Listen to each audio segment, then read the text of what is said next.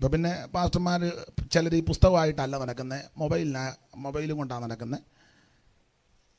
ഒരു ശവസംസ്കാരത്തിനൊക്കെ അടുത്ത സമയത്ത് ചെന്നപ്പം 90-ാം സങ്കീർത്തനം മൊബൈലിൽ കൂടെ വായിക്കുന്നത്. ഒരു യാത്ര പോകുമ്പോഴോ ഒരു പ്രത്യേക സാഹചര്യത്തിലുമൊക്കെ മൊബൈലിനകത്ത് വാക്യങ്ങളോ നല്ലതാണ്. പക്ഷെ ഒരു ശുശ്രൂഷയ്ക്കായിട്ട് വരുമ്പോൾ ഉപദേശിമാര് വിശേഷിച്ച് നമ്മുടെ ഈ രാജ്യത്തെ ഈ വേദപുസ്തകമായിട്ട് വരുന്നതാണ് നല്ലത്. നിങ്ങൾക്ക് വലിയ താല്പര്യമില്ലെന്നാണ് തോന്നുന്നത്. സ്തോത്രം. 90-ാം സങ്കീർത്തനം വായിക്കാൻ പറഞ്ഞപ്പോൾ തോണ്ടിയപ്പോൾ അത് കിട്ടുന്നില്ല. ഉള്ളിൽ നിന്ന് കുത്തോട് കുത്ത പുസ്തകമായിരുന്നേ കിട്ടിയാനും. ആട്ടെ, നമ്മുടെ വിഷയമല്ല. ഏതായാലും ഈ പുസ്തകത്തിൻ്റെ ഒരു വിശേഷത, ഏത് സ്ഥലത്ത് ഈ പുസ്തകവുമായിട്ട് നടന്നിയല്ല. മരണ വീട്ടിൽ പുസ്തകവും പിടിച്ചോണ്ടിയല്ല, കല്യാണം നടക്കുന്ന സ്ഥലത്ത് ആണെങ്കിലും ഈ പുസ്തകമായിട്ടിയല്ല, ഒരു ഓഫീസിൽ ചെല്ലുമ്പോഴും ഈ പുസ്തകം കയ്യിരുന്നാൽ അവരാരും ഒന്നും പറയുകയല്ല. മന്ത്രിമാരെ കാണാൻ എന്തെങ്കിലും കാര്യത്തിന് പോയാൽ ഈ പുസ്തകം ആയിട്ട്, പിണറായി വിജയനെ കാണാൻ ഇപ്പോൾ നമ്മുടെ ബഹുമാനപ്പെട്ട മുഖ്യമന്ത്രിയാണ്, ഈ പുസ്തകമായിട്ട് പോകാം, അങ്ങനെ തട്ടിക്കളയത്തൊന്നുമില്ല. ഇന്ത്യൻ പ്രധാനമന്ത്രി നരേന്ദ്രമോദിയെ കാണാൻ പോകുമ്പോൾ ഈ പുസ്തകം കയ്യിലിരിക്കുന്നുണ്ട്, കുഴപ്പമില്ല. അപ്പം അവിടെ പരിശോധിക്കുന്നവരെ ഇപ്പം നോക്കുമായിരിക്കും, വേറെ പുസ്തകം കണ്ടാൽ അവർ കീറിക്കളയത്തില്ല. എവിടെയും ഈ പുസ്തകമായിട്ടില്ല. ഇതുപോലൊരു പുസ്തകം ഉണ്ടായിട്ടുമില്ല, ഇനി ഉണ്ടാകുകയില്ല. ഈ പുസ്തകം അതിൻ്റെ പവിത്രമായി, യോഗ്യമായി, മാന്യമായി കൊണ്ടു നടന്നാൽ ഒരനുഗ്രഹമാണ്. സാധാരണ ഉപദേശിമാർ പറയുന്ന ആ ഭാഷ, ആ കാര്യം ഞാൻ കടമെടുത്തൊന്നുകൂടെ പറയാം. ഇതെടുത്തവർക്ക് ആർക്കും ഒരു ദോഷം വന്നിട്ടില്ല.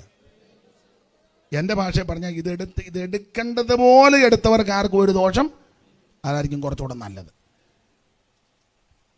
കാരണം ലക്ഷക്കണക്കിന് പുസ്തകം ലോറിയെ കയറ്റി കൊണ്ടുപോകുന്ന ഡ്രൈവറുണ്ട്, അവൻ ഗുണപ്പെട്ടില്ല ഇതുവരെ. അപ്പോൾ അതുകൊണ്ട് ഇത് എടുത്തെന്ന് പറയേണ്ട കാര്യമില്ല, എടുക്കേണ്ടതുപോലെ എടുത്തവർ. തലച്ചുമടെ ചുമ്മി കെപ്പിയാനൻ്റെ ഗോഡൗണിൽ കൊണ്ടിട്ട ആളിനെ എനിക്കറിയാം, ഇപ്പം പിന്മാറ്റത്തില്ല. അപ്പം പുസ്തകം എടുത്തവർക്കെല്ലാം ഗുണം വന്നെന്ന് ഞാൻ പറയല്ല, ഇത് എടുക്കേണ്ടതുപോലെ നിങ്ങൾക്ക് മനസ്സിലായില്ല.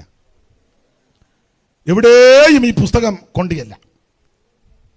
അത്ര ശ്രേഷ്ഠമേറിയ പുസ്തകമാണ് ഈ വിശുദ്ധ ബൈബിൾ. നിങ്ങൾക്ക് ചിലർക്കറിയാം, ഹൈന്ദവ പശ്ചാത്തലത്തിൽ നിന്നാണ് ഈ മാർഗത്തിൽ വന്ന്. നമ്മൾ സ്കൂളിൽ പണ്ട് പഠിച്ചിട്ടുള്ളതാ കുചേലവൃത്തം. അപ്പം അതിനകത്ത് രാമപുരത്ത് വാര്യര് ഒരു വൈക്കത്തിൽ നിന്ന് തിരുവനന്തപുരത്തോട്ടുള്ള യാത്രയിൽ വഞ്ചിക്കകത്ത് യാത്ര ചെയ്തു വന്നപ്പോൾ രാജാവ് പറഞ്ഞു, അങ്ങ് വരെ ചെല്ലണമല്ലോ വഞ്ചിയല്ലേ, അപ്പോൾ ഒരു കാര്യം വാര്യര് പാട്ട് അങ്ങ് ചമയ്ക്കാൻ പറഞ്ഞു. അങ്ങനെ വഞ്ചിക്കകത്തിരുന്ന് ചമച്ച പാട്ടാണ് കുചേലവൃത്തം. വഞ്ചിപ്പാട്ട്, നഥോന്നത വൃത്തമാണ്. നിങ്ങൾ സ്കൂളിൽ പഠിച്ചിട്ടുള്ളവരാ, കുഴിക്കാലെ സ്കൂളുണ്ടല്ലോ, സ്കൂളിൽ പഠിച്ചതാണ്. അപ്പം അതിനകത്ത് സതീർത്ഥ്യനെ കാണാനായിട്ട് കൂട്ടുകാരൻ ചെല്ലുമ്പോൾ ആ പോയ ഭാഗമാണ്. ഇതൊക്കെ നമ്മൾ സ്കൂളിൽ പഠിച്ചതാ, ചിലക്ക് മനപാഠമാണ്. അപ്പം അതിൽ ഒരു വരിക, മുണ്ടിൽ പൊതിഞ്ഞ പോതിയും മുഖ്യമായ പുസ്തകവും രണ്ടും കൂടി കച്ചത്തിങ്കൽ ഇടുക്കിക്കൊണ്ട്. അതെ, ആറന്മുള ശൈലി വേറെ ശൈലിയാണ് അവർ പാടുന്നത്, ഞാൻ കുട്ടനാട് ശൈലിയാണ്, ഇവിടെ വേറൊരു ശൈലിയാണ്, അത് നല്ലതാ. മുണ്ടിൽ പൊതിഞ്ഞ പോതിയും മുഖ്യമായ പുസ്തകവും രണ്ടും കൂടി കച്ചത്തിങ്കൽ. നിങ്ങളാരും ഒന്നും നിങ്ങൾ വേറെ പുസ്തകം മാത്രമേ വായിക്കുകയുള്ളൂ. ആത്മീയത്തിൻ്റെ പരമകാഷ്ഠയിലിരിക്കുക എല്ലാവരും. എന്നാൽ ഇനിയും അവിടെ ഇരുന്ന് വേണേൽ ശാസിക്കും, അതുകൊണ്ട് വെറുതെ ആ ഭാഗത്തേക്ക് പോകുന്നില്ല. എന്തായാലും ആ പൊതിയും പുസ്തകവും എങ്ങനെയാ കൊണ്ടുപോയെന്ന് പാട്ടിനകത്തുണ്ടല്ലോ. ഉറക്കെ പറയണ്ട. എന്നാൽ ഈ പുസ്തകം അങ്ങനല്ല, മാറോട് ചേർത്ത് പിടിച്ച് എവിടെയും കൊണ്ട് നടക്കാം. അത്ര ശ്രേഷ്ഠമേറിയൊരു പുസ്തകമാണ്. ഇതെടുക്കുവാനും എൻ്റെ ഭാഷ പറഞ്ഞ കൊത്തയാന്നിൽ ഇതിൽ നിന്ന് 10 വാക്യം പറയാൻ ഇടയാകുന്നതാ ഏറ്റവും വലിയ ഭാഗ്യം. വേദഗ്രന്ഥത്തിലെ ദിവ്യവചനങ്ങൾ മാധുര്യമേറിടും തേനിനേക്കാൾ, പാതയ്ക്കു ദീപമും ആത്മാവിൻ വാളതും പാറയെ പൊട്ടിക്കും ചുറ്റികയും. പാതയ്ക്കു ദീപമും ആത്മാവിൻ വാളതും പാറയെ പൊട്ടിക്കും വായിക്കും ചുറ്റികയും പാരിലിതു പോലെ മറ്റൊരു ഗ്രന്ഥവും പാരായണം ചെയ്തിട്ടില്ല ന്യൂനം. രണ്ടു ഭാഗങ്ങളങ്ങുണ്ടതിലാകവെ 66 പുസ്തകങ്ങൾ. രണ്ടു ഭാഗങ്ങളങ്ങുണ്ടതിലാകവെ 66 പുസ്തകങ്ങൾ.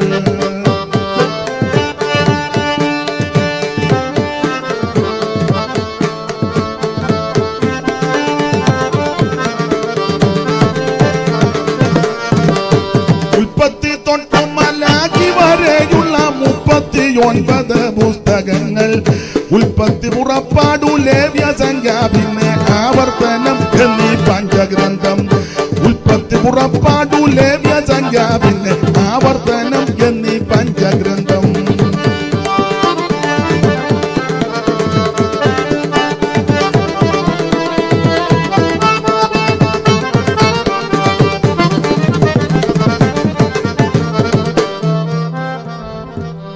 ചിലർക്ക് ഈ പാട്ട് ഇഷ്ടമല്ലാത്തത് കൊണ്ട് അവര് അവിടെ ഒരു ഉഴപ്പും ഞാൻ കാണുന്നുണ്ട്.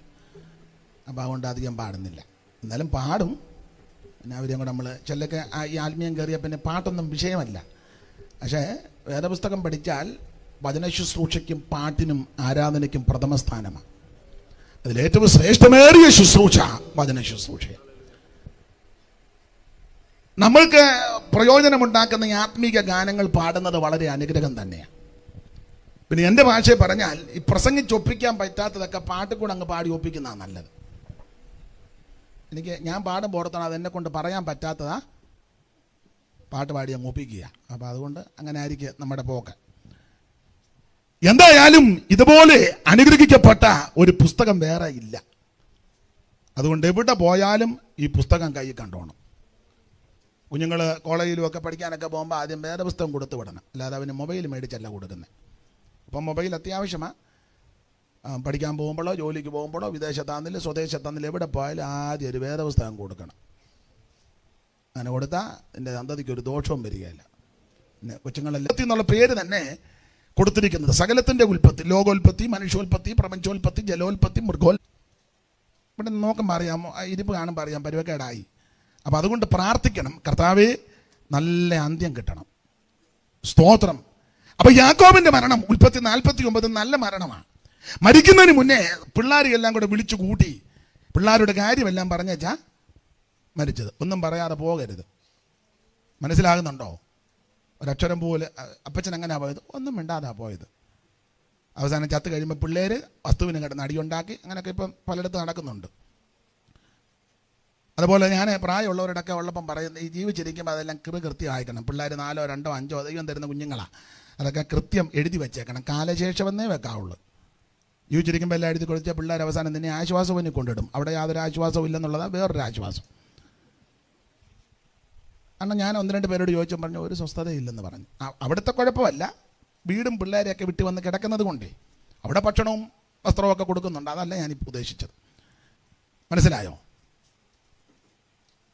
കാര്യങ്ങൾ നേരത്തെ ക്രമപ്പെടുത്തണം. മൂത്തവന് ഇത്ര, ഇളയവന് ഇത്ര, അതെല്ലാം കൃത്യമായിരിക്കണം. എന്നിട്ട് ഒളി വെച്ചേക്കണം. കാലശേഷം അങ്ങനെ വെക്കാവുള്ളൂ. എങ്ങനെ? അവൻ പറഞ്ഞു. ആരാ പറഞ്ഞ? മോള് പറയും. ഞാൻ അതിലെല്ലാം പറഞ്ഞു കൊടുക്കുക.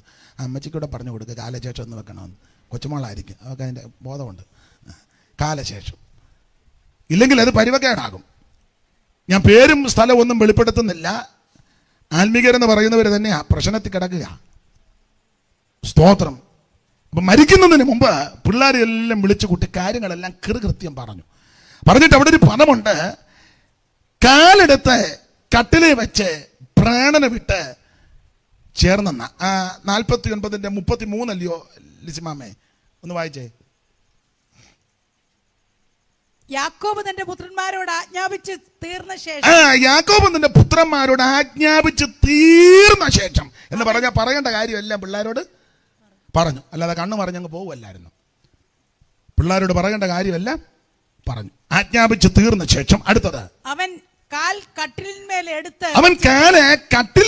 എടുത്തു വെച്ച് പ്രാണനെ വിട്ട് തന്റെ ജനത്തോട് ചേർന്നു. നല്ല മരണം ദൈവം യാക്കോബിന് കൊടുക്കും. പ്രസംഗിക്കുന്ന ഞാനും കേൾക്കുന്ന നിങ്ങളും ഒരു ദിവസം കർത്താവ് വരാൻ താമസിച്ചാൽ മരണം വഴിയായി പോകും. ഇവിടെ പ്രാർത്ഥിച്ച് മുഖവര പറഞ്ഞപ്പോൾ ഓർപ്പിച്ചല്ലോ, ഈ 2 വർഷം കൊണ്ട് കോവിഡിന്റെ 2 വർഷം രൂക്ഷതയാ. നമ്മുടെ സ്നേഹിതർ, ബന്ധുമിത്രാദികൾ, പ്രിയപ്പെട്ടവർ, വേണ്ടപ്പെട്ടവർ, സഭാവിശ്വാസികൾ, നമുക്ക് പരിചിതരായ എത്രയോ പേര് കടന്നുപോയി. അഗാധമായ ദുഃഖം പലർക്കുമുണ്ട്. നമ്മൾ വിശുദ്ധരും മിടുക്കരുമായതുകൊണ്ടല്ല ഇവിടെ ആയുസോടിരിക്കുന്നത്. എൻ്റെ അഭിപ്രായം പറഞ്ഞാൽ നമ്മൾ ഒന്നുകൂടെ ശരിയാകാൻ ദൈവം നമ്മളെ ഇരുത്തിയിരിക്കുന്നത്. അവരെയൊക്കെ ഒരു പരുവത്തിന് അങ്ങ് കൊണ്ടുപോയി. നമ്മൾ പരുവക്കേടായതുകൊണ്ട് പിന്നെ ഒരു കൊല്ലവും കൂടെ ഇരുത്തിയിരിക്കുക. അപ്പോൾ ഈ ഇന്ന് രാത്രി യോഗം കൊണ്ട് ഒന്നുകൂടെ ക്രമീകരണം പ്രാപിക്കണം. കർത്താവിൻ്റെ വരവിനായിട്ട് ഒരുങ്ങണം. മരണം പിടികൂടും. ഏത് സമയത്തും മരണം നിന്നെ പിടികൂടും. മരണത്തിന് ആർക്കും ഒഴിയാവതല്ല. മനുഷ്യന്റെ ജീവിതം ക്ഷണികമാണ്, ക്ഷണഭങ്കുരമാണ്. അത് എഴുത്തച്ഛൻ പണ്ട് സ്കൂളിൽ പഠിച്ചതാ. ഒരു ഭാഗത്ത് കൊടുത്തിരിക്കുന്നത് ഭോഗങ്ങളോരോ ക്ഷണപ്രഭാ ചഞ്ചലം, മിന്നൽ പോലെ ക്ഷണപ്രഭ. ഭോഗങ്ങളോരോ ക്ഷണപ്രഭാ ചഞ്ചലം, വേഗേന നഷ്ടമായുസുമോർക്ക നീ. നമ്മുടെ ആയുസ് വേഗം പോകുന്നതാ. ഭോഗം സുഖം. ഭോഗങ്ങളോരോ ക്ഷണപ്രഭാ ചഞ്ചലം, വേഗേന നഷ്ടമായുസുമോർക്ക നീ. വക്നി സംതപ്ത ലോകസ്ഥാമ്പു ബിന്ദുനാ സന്നിപം മർത്യജന്മൻ ക്ഷണഭങ്കുരം. മായാമയമായി പരിണാമിയായ ഒരു കായം, ഈ ശരീരമേ മായാമയമായി പരിണാമിയായ ഒരു കായം, വികാരിയായുള്ള നിതുദ്രുവം ദേഹോഭിമാന നിമിത്തമായുണ്ടായ മോഹേന ലോകം ദഹിപ്പിപ്പതിന് നീ മാനതതാരിൽ നിരൂപിച്ചതും തവജ്ഞാനമല്ലാകിതെന്നറിയുന്നില്ല. ലക്ഷ്മണോപദേശമാണ്. ചക്ഷുശ്രവണ കലസ്തമാൻ ദർദുരം, ഭക്ഷണത്തിന് അപേക്ഷിക്കുന്നത് പോലെ കാലാകിന പരിഗ്രസ്തമാൻ ലോകവും ആലോല ചേതസ ഭോഗങ്ങൾ തേടുന്നു. അതൊക്കെ വ്യാഖ്യാനിച്ചാൽ നല്ലതാണെന്ന് എൻ്റെ അഭിപ്രായമാണ്. പിന്നെ നമ്മൾ പെന്തിക്കോസുകാർ കുത്തിയിരുന്ന് ശാസിക്കും, പുള്ളി ഈ ഹിന്ദുമാർഗത്തിന് വന്നതിൻ്റെ ബന്ധനങ്ങളായതല്ല. അതൊന്നും ഇതുവരെ അഴിക്കൊന്നും വേണ്ട, അവിടെ അടങ്ങിയിരുന്നാൽ മതി. മനസ്സിലാക്കി തരാം. ചക്ഷുശ്രവണ കലസ്തമാം ദർദുരം, ഭക്ഷണത്തിന് അപേക്ഷിക്കുന്നത് പോലെ കാലാകിന പരിഗ്രസ്തമാം ലോകവും ആലോല ചേതസ ഭോഗങ്ങൾ തേടുന്നു. അർത്ഥം, ചക്ഷുശ്രവണൻ എന്ന് പറഞ്ഞാൽ പാമ്പ്, സർപ്പം, ഉരകം, സരീസൃപം എന്നൊക്കെയാ സൈമൺ സാറ് കൊടുത്തേക്കുന്നത്. ഭുജകേന്ദ്രൻ, സരീസൃപം, സ്വഭാവം അനുസരിച്ചാണ് പേരും വരുന്നത്. അപ്പൊ ചക്ഷുശ്രവണൻ പാമ്പ്. ചക്ഷുശ്രവണ ഗളസ്ഥമാം ദർദുരം, ഗളം കഴുത്ത. അപ്പൊ അർത്ഥം ഇത്രയേ ഉള്ളൂ, പാമ്പിന്റെ വായിൽ തവള ഇരിക്കുക. ദർദുരം തവള. അപ്പൊ തവള ഇങ്ങനെ ചാടി ചാടി പോയപ്പോൾ പാമ്പ് അവിടെ ഇരിക്കുകയായിരുന്നു. പാമ്പ് ഒരു പിടുത്തം പിടിച്ച് വിഴുങ്ങുക തവളെ. 2 കാലും വയറിന്റെ ഏതാണ്ട് ഈ ഭാഗം വരെ പാമ്പിന്റെ വായിലാണ്. ചക്ഷുശ്രവണൻ പാമ്പ്. ചക്ഷുശ്രവണം ഗളസ്തമാം ദർദുരം തവള. ചക്ഷുശ്രവണ ഗളസ്തമാം ദർദുരം. അപ്പൊ പാമ്പ് ഈ തവളെ വിഴുങ്ങി 2 കാലും ഏതാണ്ട് ഈ ഭാഗം വരെ പാമ്പിന്റെ വായിക്കകത്ത്. ഇനി ഒരു അല്പം കൂടി ഉള്ള അകത്തോട്ട് പോകാൻ. അപ്പൊ അങ്ങനെ തവള ഇരിക്കുമ്പോഴും തവളയുടെ മുന്നിക്കൂടെ ഒരു മിന്ത് പോയാൽ ചാടി പിടിക്കുക. ഭക്ഷണത്തിന് അപേക്ഷിക്കുന്നത് പോലെ അവന്റെ മുക്കാലും മറ്റവന്റെ വായിക്കകത്താ. മനസ്സിലാകുന്നുണ്ടോ? ഉക്രൈനിൽ യുദ്ധം നടക്കാതിരിക്കട്ടെ, നടന്നുകൊണ്ടിരിക്കുക. നമുക്ക് പ്രാർത്ഥിക്കാം, സമാധാനം നടക്കട്ടെ. അതാ നമ്മളെ ഏൽപ്പിച്ചത്, അത് പ്രാർത്ഥിക്കണം. പക്ഷേ ഈ പുസ്തകം പഠിപ്പിക്കുന്നത് യുദ്ധങ്ങളും യുദ്ധശ്രുതികളും എല്ലാം ഉണ്ടാകും, നടക്കും, നടക്കണം. പിന്നെ നമ്മൾ പ്രാർത്ഥിക്കുക, അല്ലാതെ വേറെ മാർഗമൊന്നുമില്ല. അവിടെയാന്നോർത്ത് കുഴിക്കാല, നമ്മുടെ ഈ സ്ഥലത്തിൻ്റെ പേരിന് കുഴിക്കാല ഇടിങ്ങാറ്റമാണല്ലോ. കുഴിക്കാലെ വരികയാണെന്ന് പേര് തന്നെ കേൾക്കുമ്പം പേടിക്ക് സാധ്യതയുള്ളതാ. എന്തുവാ? മനസ്സിലായല്ലോ? ഏത് സമയത്ത് എന്തും സംഭവിക്കാം. ഒന്നെങ്കിൽ യേശു ക്രിസ്തുവിന്റെ വരവ്, ഇല്ലെങ്കിൽ വല്ലാത്ത സംഭവങ്ങൾ നടക്കാൻ പോവുകയാ. അപ്പൊ ഇതിന്റെ നടുവിൽ നാം ചെയ്യേണ്ടത് ദൈവത്തെ ഭജിച്ച് വിശ്വസ്തരും വിശുദ്ധരുമായി ജീവിച്ച് രക്ഷിക്കപ്പെടാത്ത പ്രിയപ്പെട്ടവർ യേശുവിനെ രക്ഷിതാവായി സ്വീകരിച്ച് കർത്താവിന്റെ കൽപ്പനകൾ അനുസരിച്ച് വിശ്വസ്തരായി ജീവിക്കണം. അതിനാ ദൈവം നമുക്ക് അവസരം തരുന്നത്. അപ്പൊ ചക്ഷുശ്രവണ ഗളസ്തമാം ദർദുരം, ഭക്ഷണത്തിന് അപേക്ഷിക്കുന്നത് പോലെ പാമ്പിന്റെ വായിൽപ്പെട്ട തവള തന്റെ മുന്നിൽ കൂടെ പറന്നു പോകുന്ന മിന്തിനെ പ്രാണിയെ ചാടി പിടിക്കുന്നത് പോലെ കാലാഹിനാപരിഗ്രസ്തമാ ലോകവും. കാലമാകുന്ന അഹി പാമ്പ്, കാലമാകുന്ന പാമ്പിന്റെ വായിൽപ്പെട്ട് ഈ ലോകം ആലോല ചേതസ ഭോഗം തേടുക, ലോകം സുഖത്തിന് ഓടുക. മദ്യം കുടിക്കാനും പുകവലിക്കാനും ലഹരി പദാർത്ഥത്തിന് അടിമപ്പെടാനും മറ്റ് പാപ മ്ലേച്ഛതകൾക്ക് സമയം കണ്ടെത്തി അതിൽ രസിച്ച് മുഴുകാനുള്ള സമയമല്ല. നീ അല്പസമയം കിട്ടിയാൽ യേശുവിനെ ആരാധിക്കണം. എല്ലാ നാമത്തിലും മേലായ നാമം, ഭക്തർ ജനം വാഴ്ത്തുന്ന നാമം. എല്ലാ നാമത്തിലും മേലായ നാമം. കൈയടിച്ച് ഓ എല്ലാ മുഴങ്കാലും മടങ്ങിടും തിരുമുമ്പിൽ വല്ലഭത്വമുള്ള നാമം. ആമേൻ. എല്ലാ മുഴങ്കാലും മടങ്ങിടും തിരുമുമ്പിൽ വല്ലഭത്വമുള്ള നാമം. ആമേ ശ്രീയേശു നാമം അതിശയ നാമം. ഓ ഏഴയനിക്കിമ്പ നാമം. ആമേ ശ്രീയേശു നാമം അതിശയ നാമം. ഏഴയനിക്കിമ്പ നാമം. ഓ ശ്രീയേശു നാമം അതിശയ നാമം. ഏഴയനിക്കിമ്പ നാമം. കരമുയർത്ത് ദൈവത്തിന് മഹത്വം കൊടുക്കാം.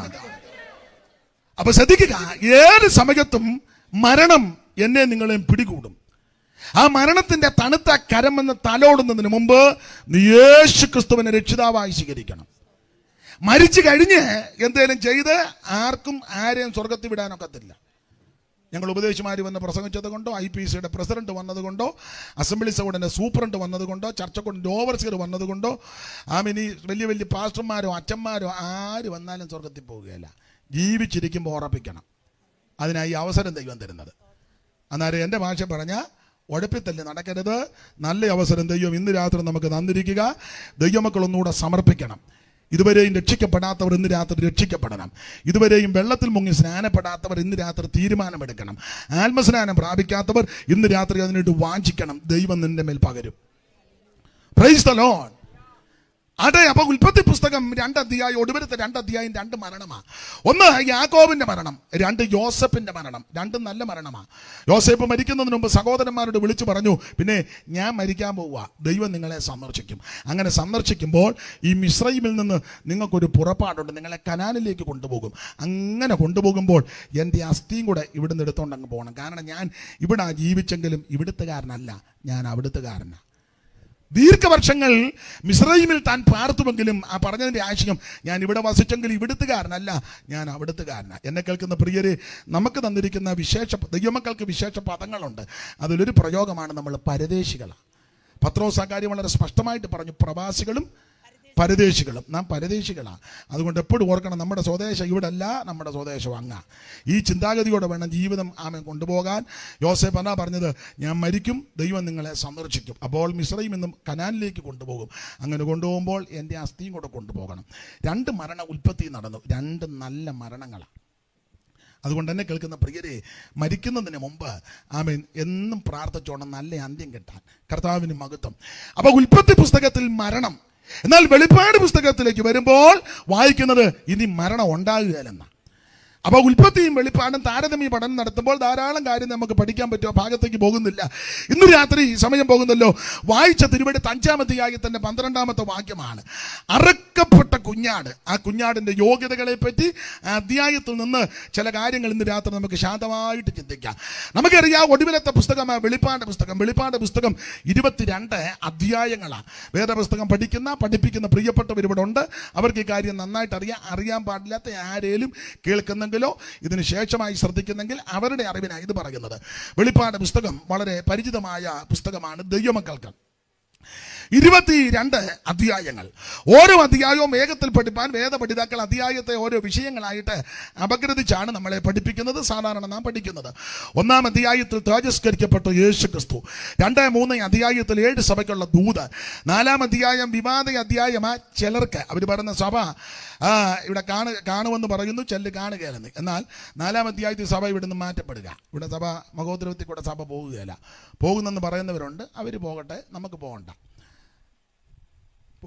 ചെല്ല് പറയുന്നത് പകുതി കഴിഞ്ഞേ പോകുകയുള്ളെന്നാ. പകുതി വരെ തല്ല് മേടിച്ചേച്ചേ പകുതി കഴിഞ്ഞ് പോകണമെന്നാ. ചെല്ല് പറയുന്നത് പകുതിയല്ല, 3/4 തല്ല് മേടിച്ച് ഒടുവിൽ പോകുന്നെന്നാ.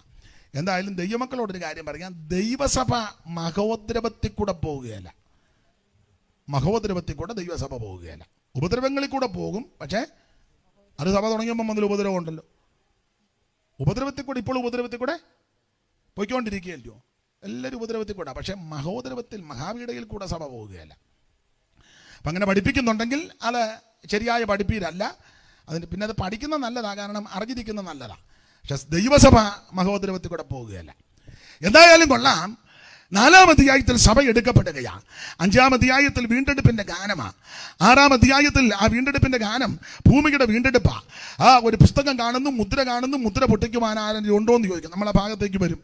അപ്പോൾ 6-ാം അധ്യായത്തിൽ ഈ മുദ്ര പൊട്ടിക്കുന്ന കുഞ്ഞാട്. 7-ാം അധ്യായത്തിൽ 144,000 പേരെ നമ്മൾ ദർശിക്കുന്നു. 8-ാം അധ്യായത്തിൽ ക്രോധകലശങ്ങൾ ഒഴിക്കുന്നതായിട്ട് കാണുന്നു. 9-ാം അധ്യായത്തിൽ യൂഫ്രട്ടീസ് നദീതീരത്ത് ബന്ധിച്ച ദൂതന്മാരെ അഴിച്ചുവിടുന്നതായിട്ട് കാണുന്നു. 10-ാം അധ്യായത്തിൽ ചെറു പുസ്തകം വാങ്ങി ഭക്ഷിക്കുന്നതായിട്ട് ദർശിക്കുന്നു. 11-ാം അധ്യായം അതും വിവാദമാണ്. 2 സാക്ഷികൾ, ഏലിയാവും മോശയാന്ന് പറഞ്ഞു, ഏലിയാവും ഹാനോക്കും, അതും തർക്കമാണ്. ഈ തർക്കിക്കേണ്ട കാര്യമൊന്നുമില്ല. 2 സാക്ഷികൾ നിങ്ങൾക്ക് കണ്ടാൽ മതി, ആരേലും ആയിക്കോട്ടെ. എന്തായാലും ഹാനോക്ക് എന്നുള്ളത് അല്ലെന്നുള്ളത് തെളിവാണ്. ദൈവത്തിന് മഹത്വം. ഒരാരുമല്ല, 2 സാക്ഷികൾ എന്നേ ഉള്ളൂ. എന്തായാലും 11-ാം അധ്യായത്തിൽ 2 സാക്ഷികൾ. 12-ാം അധ്യായം സൂര്യധാരണിയായ സ്ത്രീ, അതും ചിലരുടെ ഇടയിൽ വിവാദമുള്ള വിഷയമാണ്, അതും ഞാൻ തൊടുന്നില്ല. 13-ാം അധ്യായത്തിൽ ഘോരവും ഭയങ്കരമായൊരു മൃഗം സമുദ്രത്തിന് കയറി വരുന്നു. 14-ാം അധ്യായം 144,000 പേര് സിയോൻ മലയിൽ കുഞ്ഞാടിനോട് കൂടെ. 15-ാം അധ്യായത്തിൽ മോശയുടെ പാട്ടും കുഞ്ഞാടിന്റെ പാട്ടും പാടി വൈണികന്മാർ വീണ പിടിച്ച് പളങ്ക് നദിയുടെ തീരത്ത് നിന്ന് പാടി പരമപിതാവിനെ മഹത്വപ്പെടുത്തുന്നു. 16-ാം അധ്യായത്തിൽ ക്രോധകലശങ്ങൾ ഭൂമിയിലേക്ക് കൊണ്ട് ഒടിക്കുന്നു. 17-ാം അധ്യായത്തിൽ മർമ്മം മഗതിയാം ബാബിലോൺ എന്ന് പറഞ്ഞാൽ എതിർക്രിസ്തുവിന്റെ മണവാട്ടി എന്ന് പറയുന്നതാണ് കുറച്ചുകൂടെ നല്ലത്. 18-ാം അധ്യായം വാണിജ്യ ബാബിലോണിന്റെ അധപ്പതനം. 19-ാം അധ്യായം ദൈവമക്കളുടെ പ്രത്യാശ ഒന്നുകൂടെ വർദ്ധിക്കുന്നതാ കുഞ്ഞാടിന്റെ കല്യാണം. 20-ാം അധ്യായം 1000 ആണ്ട് വാഴ്ച.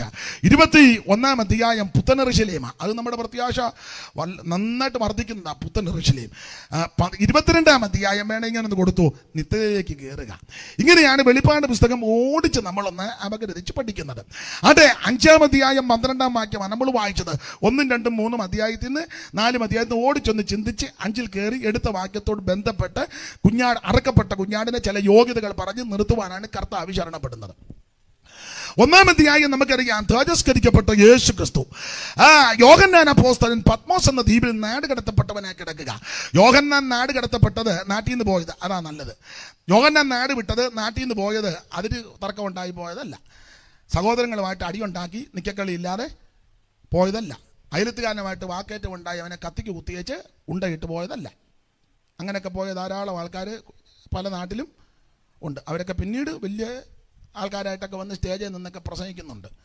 അമ്മയെ കുത്തിക്കൊന്ന പുള്ളിയാണ് ഇപ്പോൾ സാക്ഷ്യം നന്നായിട്ട് പറയുന്നത്. നമ്മളും പറയും ഭയങ്കര സാക്ഷ്യമാണ്. എന്തുവാ പറ്റതല്ല ഒറ്റ കുത്തിന്. നമ്മുടെ ജോർജ് കുട്ടിക്ക് സാക്ഷ്യം ഒന്നുമില്ല. അമ്മയ്ക്ക് വെള്ളം കൊടുക്കുന്നവനാ. അമ്മയ്ക്ക് വെള്ളം കൊടുക്കുന്ന എന്നാ സാക്ഷ്യം പറയാനാ? അമ്മയെ ഒറ്റ കുത്തിന് കൊന്നവൻ, കുത്തിയച്ചവൻ കത്തിയിട്ട് കശക്കി. അപ്പം നമ്മുടെ സാധുക്കൾ, ഈ സഹോദരിമാർ സാധുക്കളാണ് കേട്ടോ. ബലഹീന പാത്രം ഒന്നാന്നില്ല പത്രോസും കൊടുത്ത് വിത്തുങ്ങൾ ഉടനെ പറയും, എൻ്റെ അച്ഛാനെന്ന് കേൾക്കേണ്ടതാ സാക്ഷ്യം. അച്ഛൻ തള്ളയ്ക്ക് വെള്ളം കൊടുക്കുന്നതുകൊണ്ട് അച്ഛന് സാക്ഷ്യം. ഓ, ഞങ്ങളങ്ങ് തരിച്ചു പോയി. ഭയങ്കര സാക്ഷ്യം. എടാ, അമ്മയെ കുത്തിക്കൊന്നവനോ അപ്പനെ കുത്തിക്കൊന്നവനോ അത് രക്ഷിക്കപ്പെടരുന്ന, അവർ രക്ഷിക്കപ്പെടണം. മാനസാന്തരപ്പെടണം, രക്ഷിക്കപ്പെട്ടാണ് സ്റ്റേജിലോട്ടല്ലേ വിളിക്കേണ്ടത്, അവനെ പുറകെ ഇരുത്തണം. അവനെ പുറകെ ഇരുത്തണം. ലോകത്തിന് വരണം, വന്നവൻ പുറകെ ഇരിക്കണം. പുറകെ ഇരുന്നിച്ച് പ്രാർത്ഥന തന്നെ, പാട്ട് തന്നെ, ആരാധന തന്നെ, കൂട്ടായ്മ തന്നെ, ഇതെന്ത് വന്ന് അവൻ ആദ്യം പഠിക്കണം. കുറഞ്ഞ ഒരു 4-5 കൊല്ലം ഇരുന്ന് പഠിക്കട്ടെ. പഠിച്ചേച്ച് വലിയ അപാകതയില്ലെന്ന് കണ്ടാൽ അല്പസമയം കൊടുക്കുക. അത് സൂക്ഷിച്ച് വിവേചിച്ച് പഠിച്ചേച്ച് വേണം. മനസ്സിലായോ? ഇല്ലേ, പരോൾ ഇറങ്ങിയപ്പോൾ അവൻ്റെ മൈക്ക് കൊടുത്തിരിക്കും. അവൻ എന്നാക്കാ വിളിച്ച് പറയുന്നത്? ചുമ്മാ ഇരിക്കുന്ന കൊച്ചുങ്ങൾക്കും ഇളക്കം ഉണ്ടാകും. കൊച്ചുങ്ങളും പറയാം, നമുക്കൊരു സാക്ഷ്യം ഉണ്ടാക്കണമില്ല, നമുക്കെന്നാ അമ്മേ. ശരിയല്ല. അവനവിടെ നിന്ന് കാര്യങ്ങളൊക്കെ മനസ്സിലാക്കട്ടെ. യോഹന്നാൻ നാട് കടത്തപ്പെട്ടത് അടിപിടിക്കേസിൽ പോയതല്ല, അക്രമം കാട്ടി പോയതല്ല. അവിടെ വ്യക്തമായിട്ട് എഴുതിയിട്ടുണ്ട്. 1-ാം അധ്യായത്തിന്റെ 9-ഉം 10-ഉം വാക്യം ഒന്ന് വായിച്ചാട്ടെ. നിങ്ങളുടെ സഹോദരനും യേശുവിന്റെ കഷ്ടതയിലും രാജ്യത്തിലും സഹിഷ്ണുതയിലും കൂട്ടാളിയുമായ യോഹന്നാൻ എന്ന ഞാൻ ദൈവവചനവും യേശു ക്രിസ്തുവിന്റെ സാക്ഷ്യവും നിമിത്തം 2 കാരണത്താലാണ് നാട് കടത്തപ്പെട്ടത്. 1 ദൈവത്തിന്റെ വചനം നിമിത്തം, 2 യേശു ക്രിസ്തുവിന്റെ സാക്ഷ്യം യേശുക്രിസ്തുവിനെ സാക്ഷിച്ചതിനാൽ, യേശുക്രിസ്തുവിനെ ഉയർത്തിയതിനാൽ, യേശുക്രിസ്തുവിനെ പ്രസംഗിച്ചതിനാൽ, യേശുക്രിസ്തുവിനെ മഹത്വപ്പെടുത്തിയതിനാൽ. അങ്ങനെ നീ പീഡ അനുഭവിക്കുന്നെങ്കിൽ ഒരു ദിവസം ദൈവം നിനക്ക് പ്രതിഫലം തരുന്നൊരു സൂചനമുണ്ട്. ദൈവത്തിന്റെ വചന നിമിത്തമാണ് നിന്നെ ഉപദ്രവിക്കുന്നെങ്കിൽ നിനക്ക് പ്രതിഫലമുള്ള വിഷയമാണ്. ഉപദേശ സത്യങ്ങൾക്കും തിരുവചനത്തിന്റെ സത്യങ്ങൾക്കും വചനത്തിന്റെ അടിസ്ഥാന ഉപദേശങ്ങൾക്ക് വേണ്ടി നീ നിവരെ നിൽക്കുമ്പോൾ, ഞാനോ നിങ്ങളോ നിവരെ നിൽക്കുമ്പോൾ അത് സംബന്ധിച്ച് എന്തെങ്കിലും പ്രതികൂലമോ പീഡകളോ പ്രശ്നങ്ങളോ ഉണ്ടെങ്കിൽ നിരാശപ്പെട്ടു പോകരുത്. നമ്മെ ആദരിക്കുന്നൊരു സൂചനമുണ്ട്. രണ്ട് കാരണത്താലാണ് യോഹന്നാൻ നാട് കടത്തപ്പെട്ടെന്ന് അവിടെ തന്നെ വ്യക്തമാണ്. യേശുക്രിസ്തുവിന്റെ സാക്ഷ്യവും ദൈവത്തിന്റെ വചനവും നിമിത്തം പത്മോസ് എന്ന ദ്വീപിലായിരുന്നു. അടുത്തത് കർത്തൃ ദിവസത്തിൽ ഞാൻ ആത്മവിവശനായെന്ന. അപ്പോൾ ആത്മവിവശത, അതും വിവാദമായ വിഷയങ്ങൾ, അതിലോട്ടൊന്നും ഞാനിപ്പോ പ്രവേശിക്കുന്നില്ല. ചിലര് നേരത്തെ ഇങ്ങനെ കാണിക്കുമ്പോൾ അങ്ങ് താഴെ വീഴുന്നുണ്ട്. ചിലര് ഇങ്ങനെ ചെറുതായിട്ടൊന്ന് ഇങ്ങനെ, പിന്നെ ചിലർ വീഴാനായിട്ട് തന്നെ വീട്ടുമിറ്റമുണ്ട്, പറമ്പുണ്ട്, ബെഡ്റൂമുണ്ട്, അവിടെ വീണാ പോരെ, നീ പറമ്പിലെല്ലാം ചെന്ന് തെളിയിടുക. ചിലർ തെളിയിടും, ചിലർ തന്നെ വീടും, ചിലർ വീണേച്ച് അവിടെ അങ്ങ് കിടക്കുക. അപ്പം മെയിൻ പാസ്റ്റ് പറയാം അവിടെ കിടന്നോട്ട് അമ്മക്ക് പോയേക്കാന്ന് പറഞ്ഞു. അവരവരുടെ വണ്ടിയെ കയറി പോയി. സഹോദരി അവിടെ കിടക്കുക. ആത്മവിവശതയാ, അവശതയല്ല. അവസാനം വീണേച്ച് എഴുന്നേറ്റ് പോകുന്ന എന്ത് അവശതപ്പെട്ടാ പോകുന്നറിയാമോ? ആ ഓട്ടോക്കാരന് വിട്ടേച്ച് പോയി. അവസാനം കലിങ്ക കയറി ഇരിക്കുക കഥച്ചേച്ച്. ഞാൻ നിർമ്മിത കഥ പറഞ്ഞതല്ല, സ്ഥലമൊന്നും പറയുന്നില്ല. ഒരു സ്ഥലത്ത് ഇപ്പോഴല്ല, വർഷങ്ങൾക്ക് മുമ്പ് എൻ്റെ ഒരു കൂട്ടുസ്നേഹിതൻ പറഞ്ഞ് നമുക്കൊരു യോഗത്തിന് പോകും, വരുന്നോന്ന് ചോദിച്ചു. അന്ന് യോഗം, എനിക്ക് വേറെ യോഗമില്ല, പോയേക്കാം. ചെന്ന് പെട്ടുപോയി. അന്ന് കണ്ട കാഴ്ചയാണ്. ചെന്ന് കണ്ടു, ഒരു തള്ള പൊത്തോന്ന് താഴെ അങ്ങ് വീണ്. അവരെ ആരും തള്ളിയില്ലൊന്നുമില്ല, അവരങ്ങ് വീഴുക.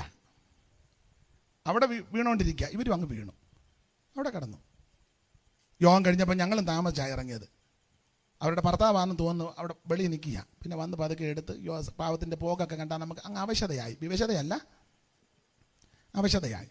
ആ മുടിയെല്ലാം അഴിഞ്ഞ് അവസാനം ഒരു ഓട്ടോ, പുള്ളിയാന്ന് തോന്നുന്നു, ഓട്ടോ വിളിച്ച് കയറാൻ പറഞ്ഞ് കയറിയപ്പോൾ അങ്ങേരോട് പറഞ്ഞ് എൻ്റെ ഷാൾ അവിടെ എങ്ങാനും കാണുമെന്ന് എടുത്തുകൊണ്ട് വരാൻ.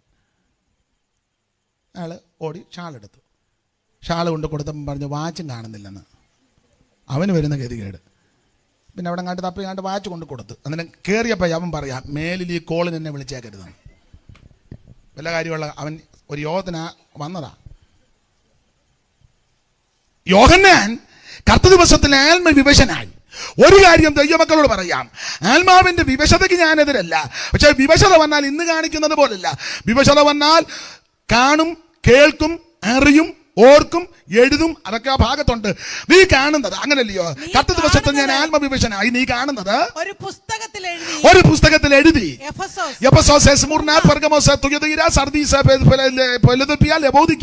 എന്ന 7 സഭകൾക്ക്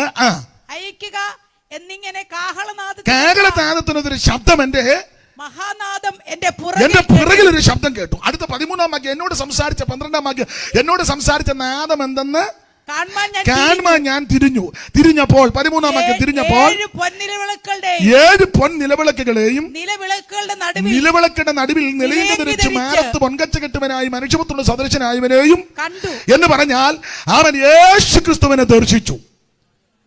ആത്മവിവശത വരുമ്പോൾ നീ യേശുക്രിസ്തുവിനെ ദർശിക്കും. ആ ദർശിക്കുന്നത് ഭയപ്പെടുത്തുന്ന യേശുവല്ല, നിന്നെ സ്നേഹിക്കുന്ന യേശു, നിന്നെ രക്ഷിക്കുന്ന യേശു, സൗന്ദര്യത്തിന്റെ മൂർത്തിഭാവമായ യേശു. ഈ കർത്താവിനെ താൻ ദർശിക്കുക. അത് കർത്താവിന്റെ തേജസ്സിന്റെ പ്രത്യക്ഷതയാണ്. ദൈവത്തിന് സ്തോത്രം. ആ കർത്താവിനെ, യേശുക്രിസ്തുവിനെ 1-ാം അധ്യായത്തിൽ ദർശിച്ചു.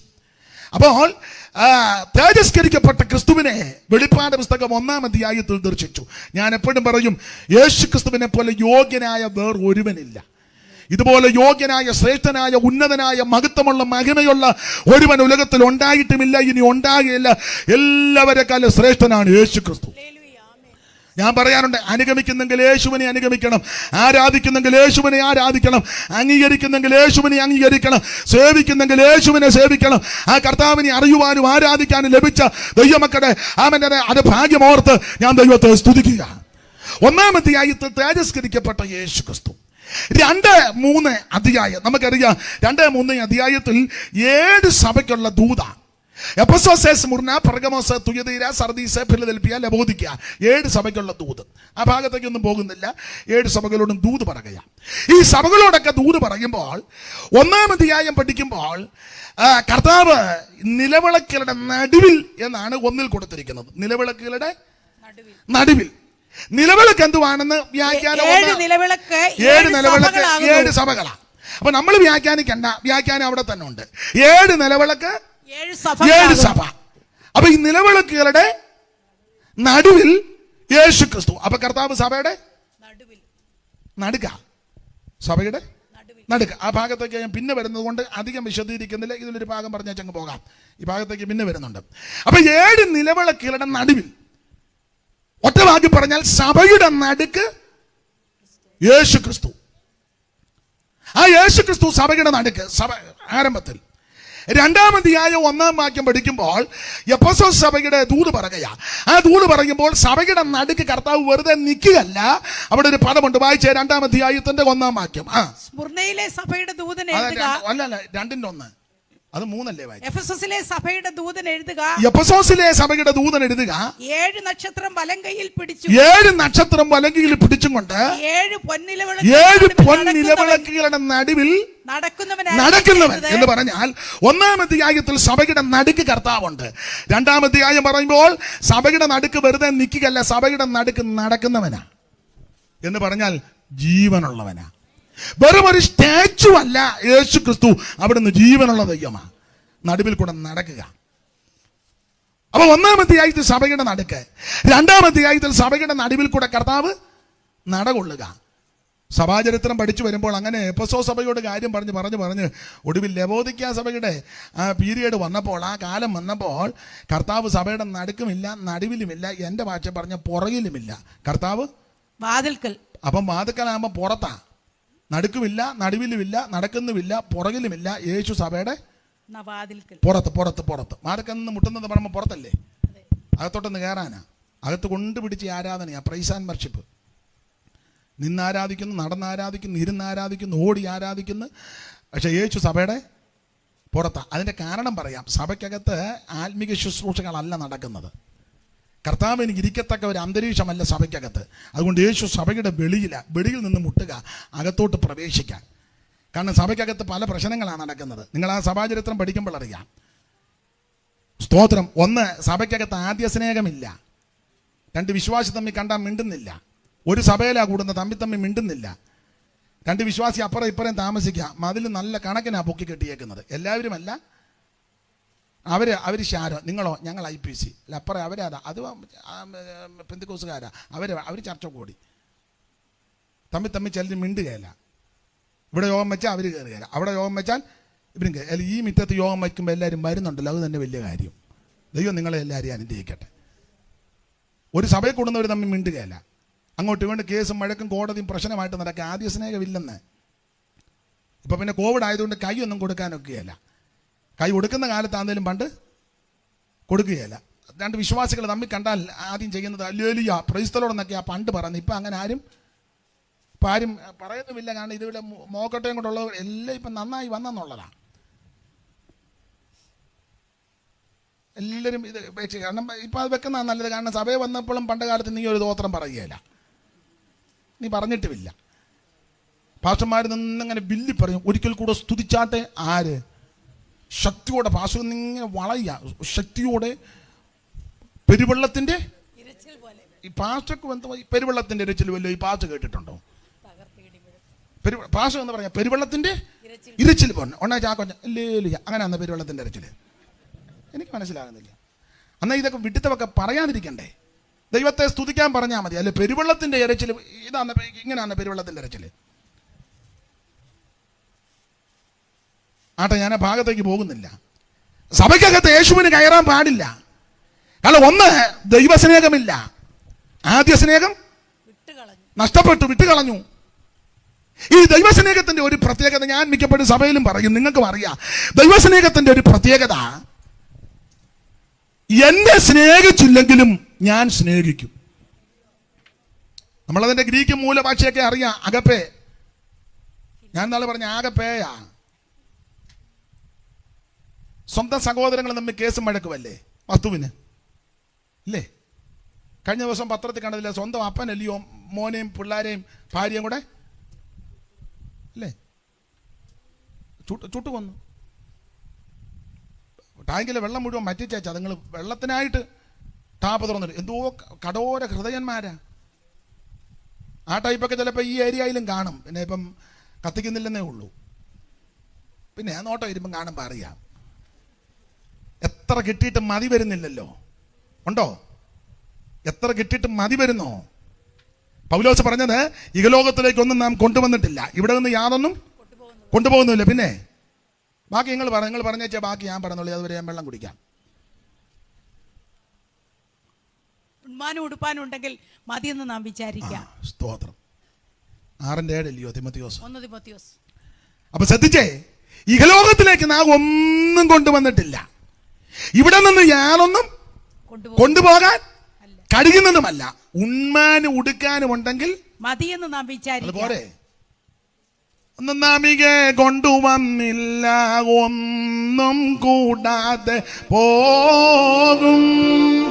ഒന്നും നാമികെ കൊണ്ടുവന്നില്ല, ഒന്നും കൂടാതെ.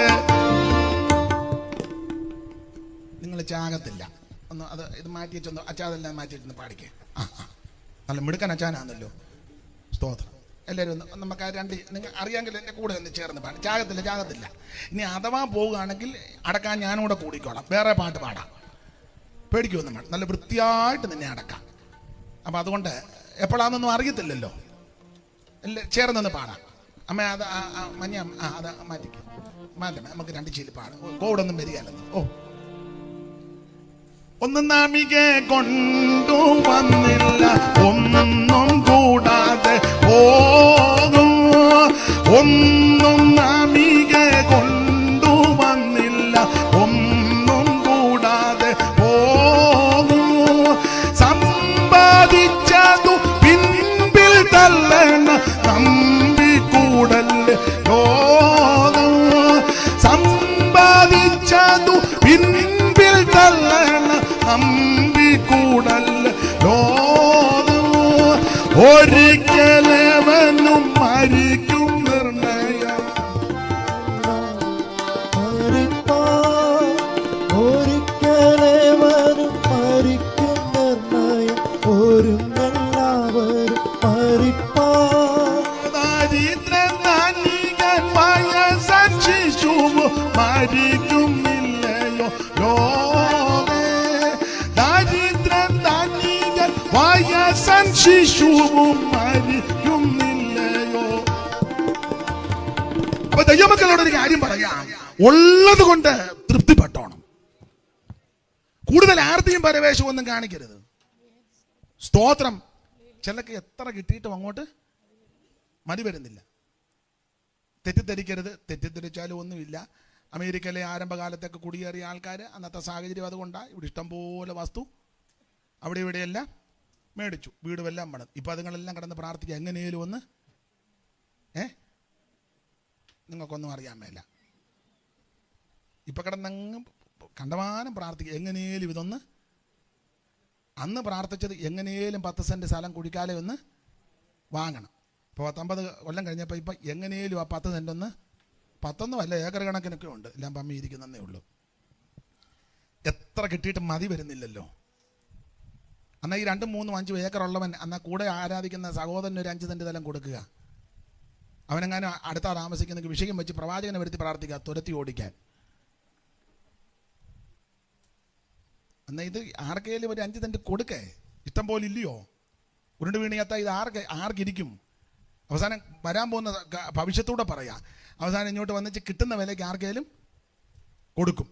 കിട്ടുന്നവൻ മേടിക്കുന്നവൻ രക്ഷിക്കപ്പെടാത്തവനാണെങ്കിൽ അന്യാരാധനയായിരിക്കും നീ ആ പാർത്ത സ്ഥലത്ത് വെളിപ്പെടുന്നത്. ഇപ്പം എനിക്ക് അത്രയോ പറയാനൊക്കുള്ളൂ.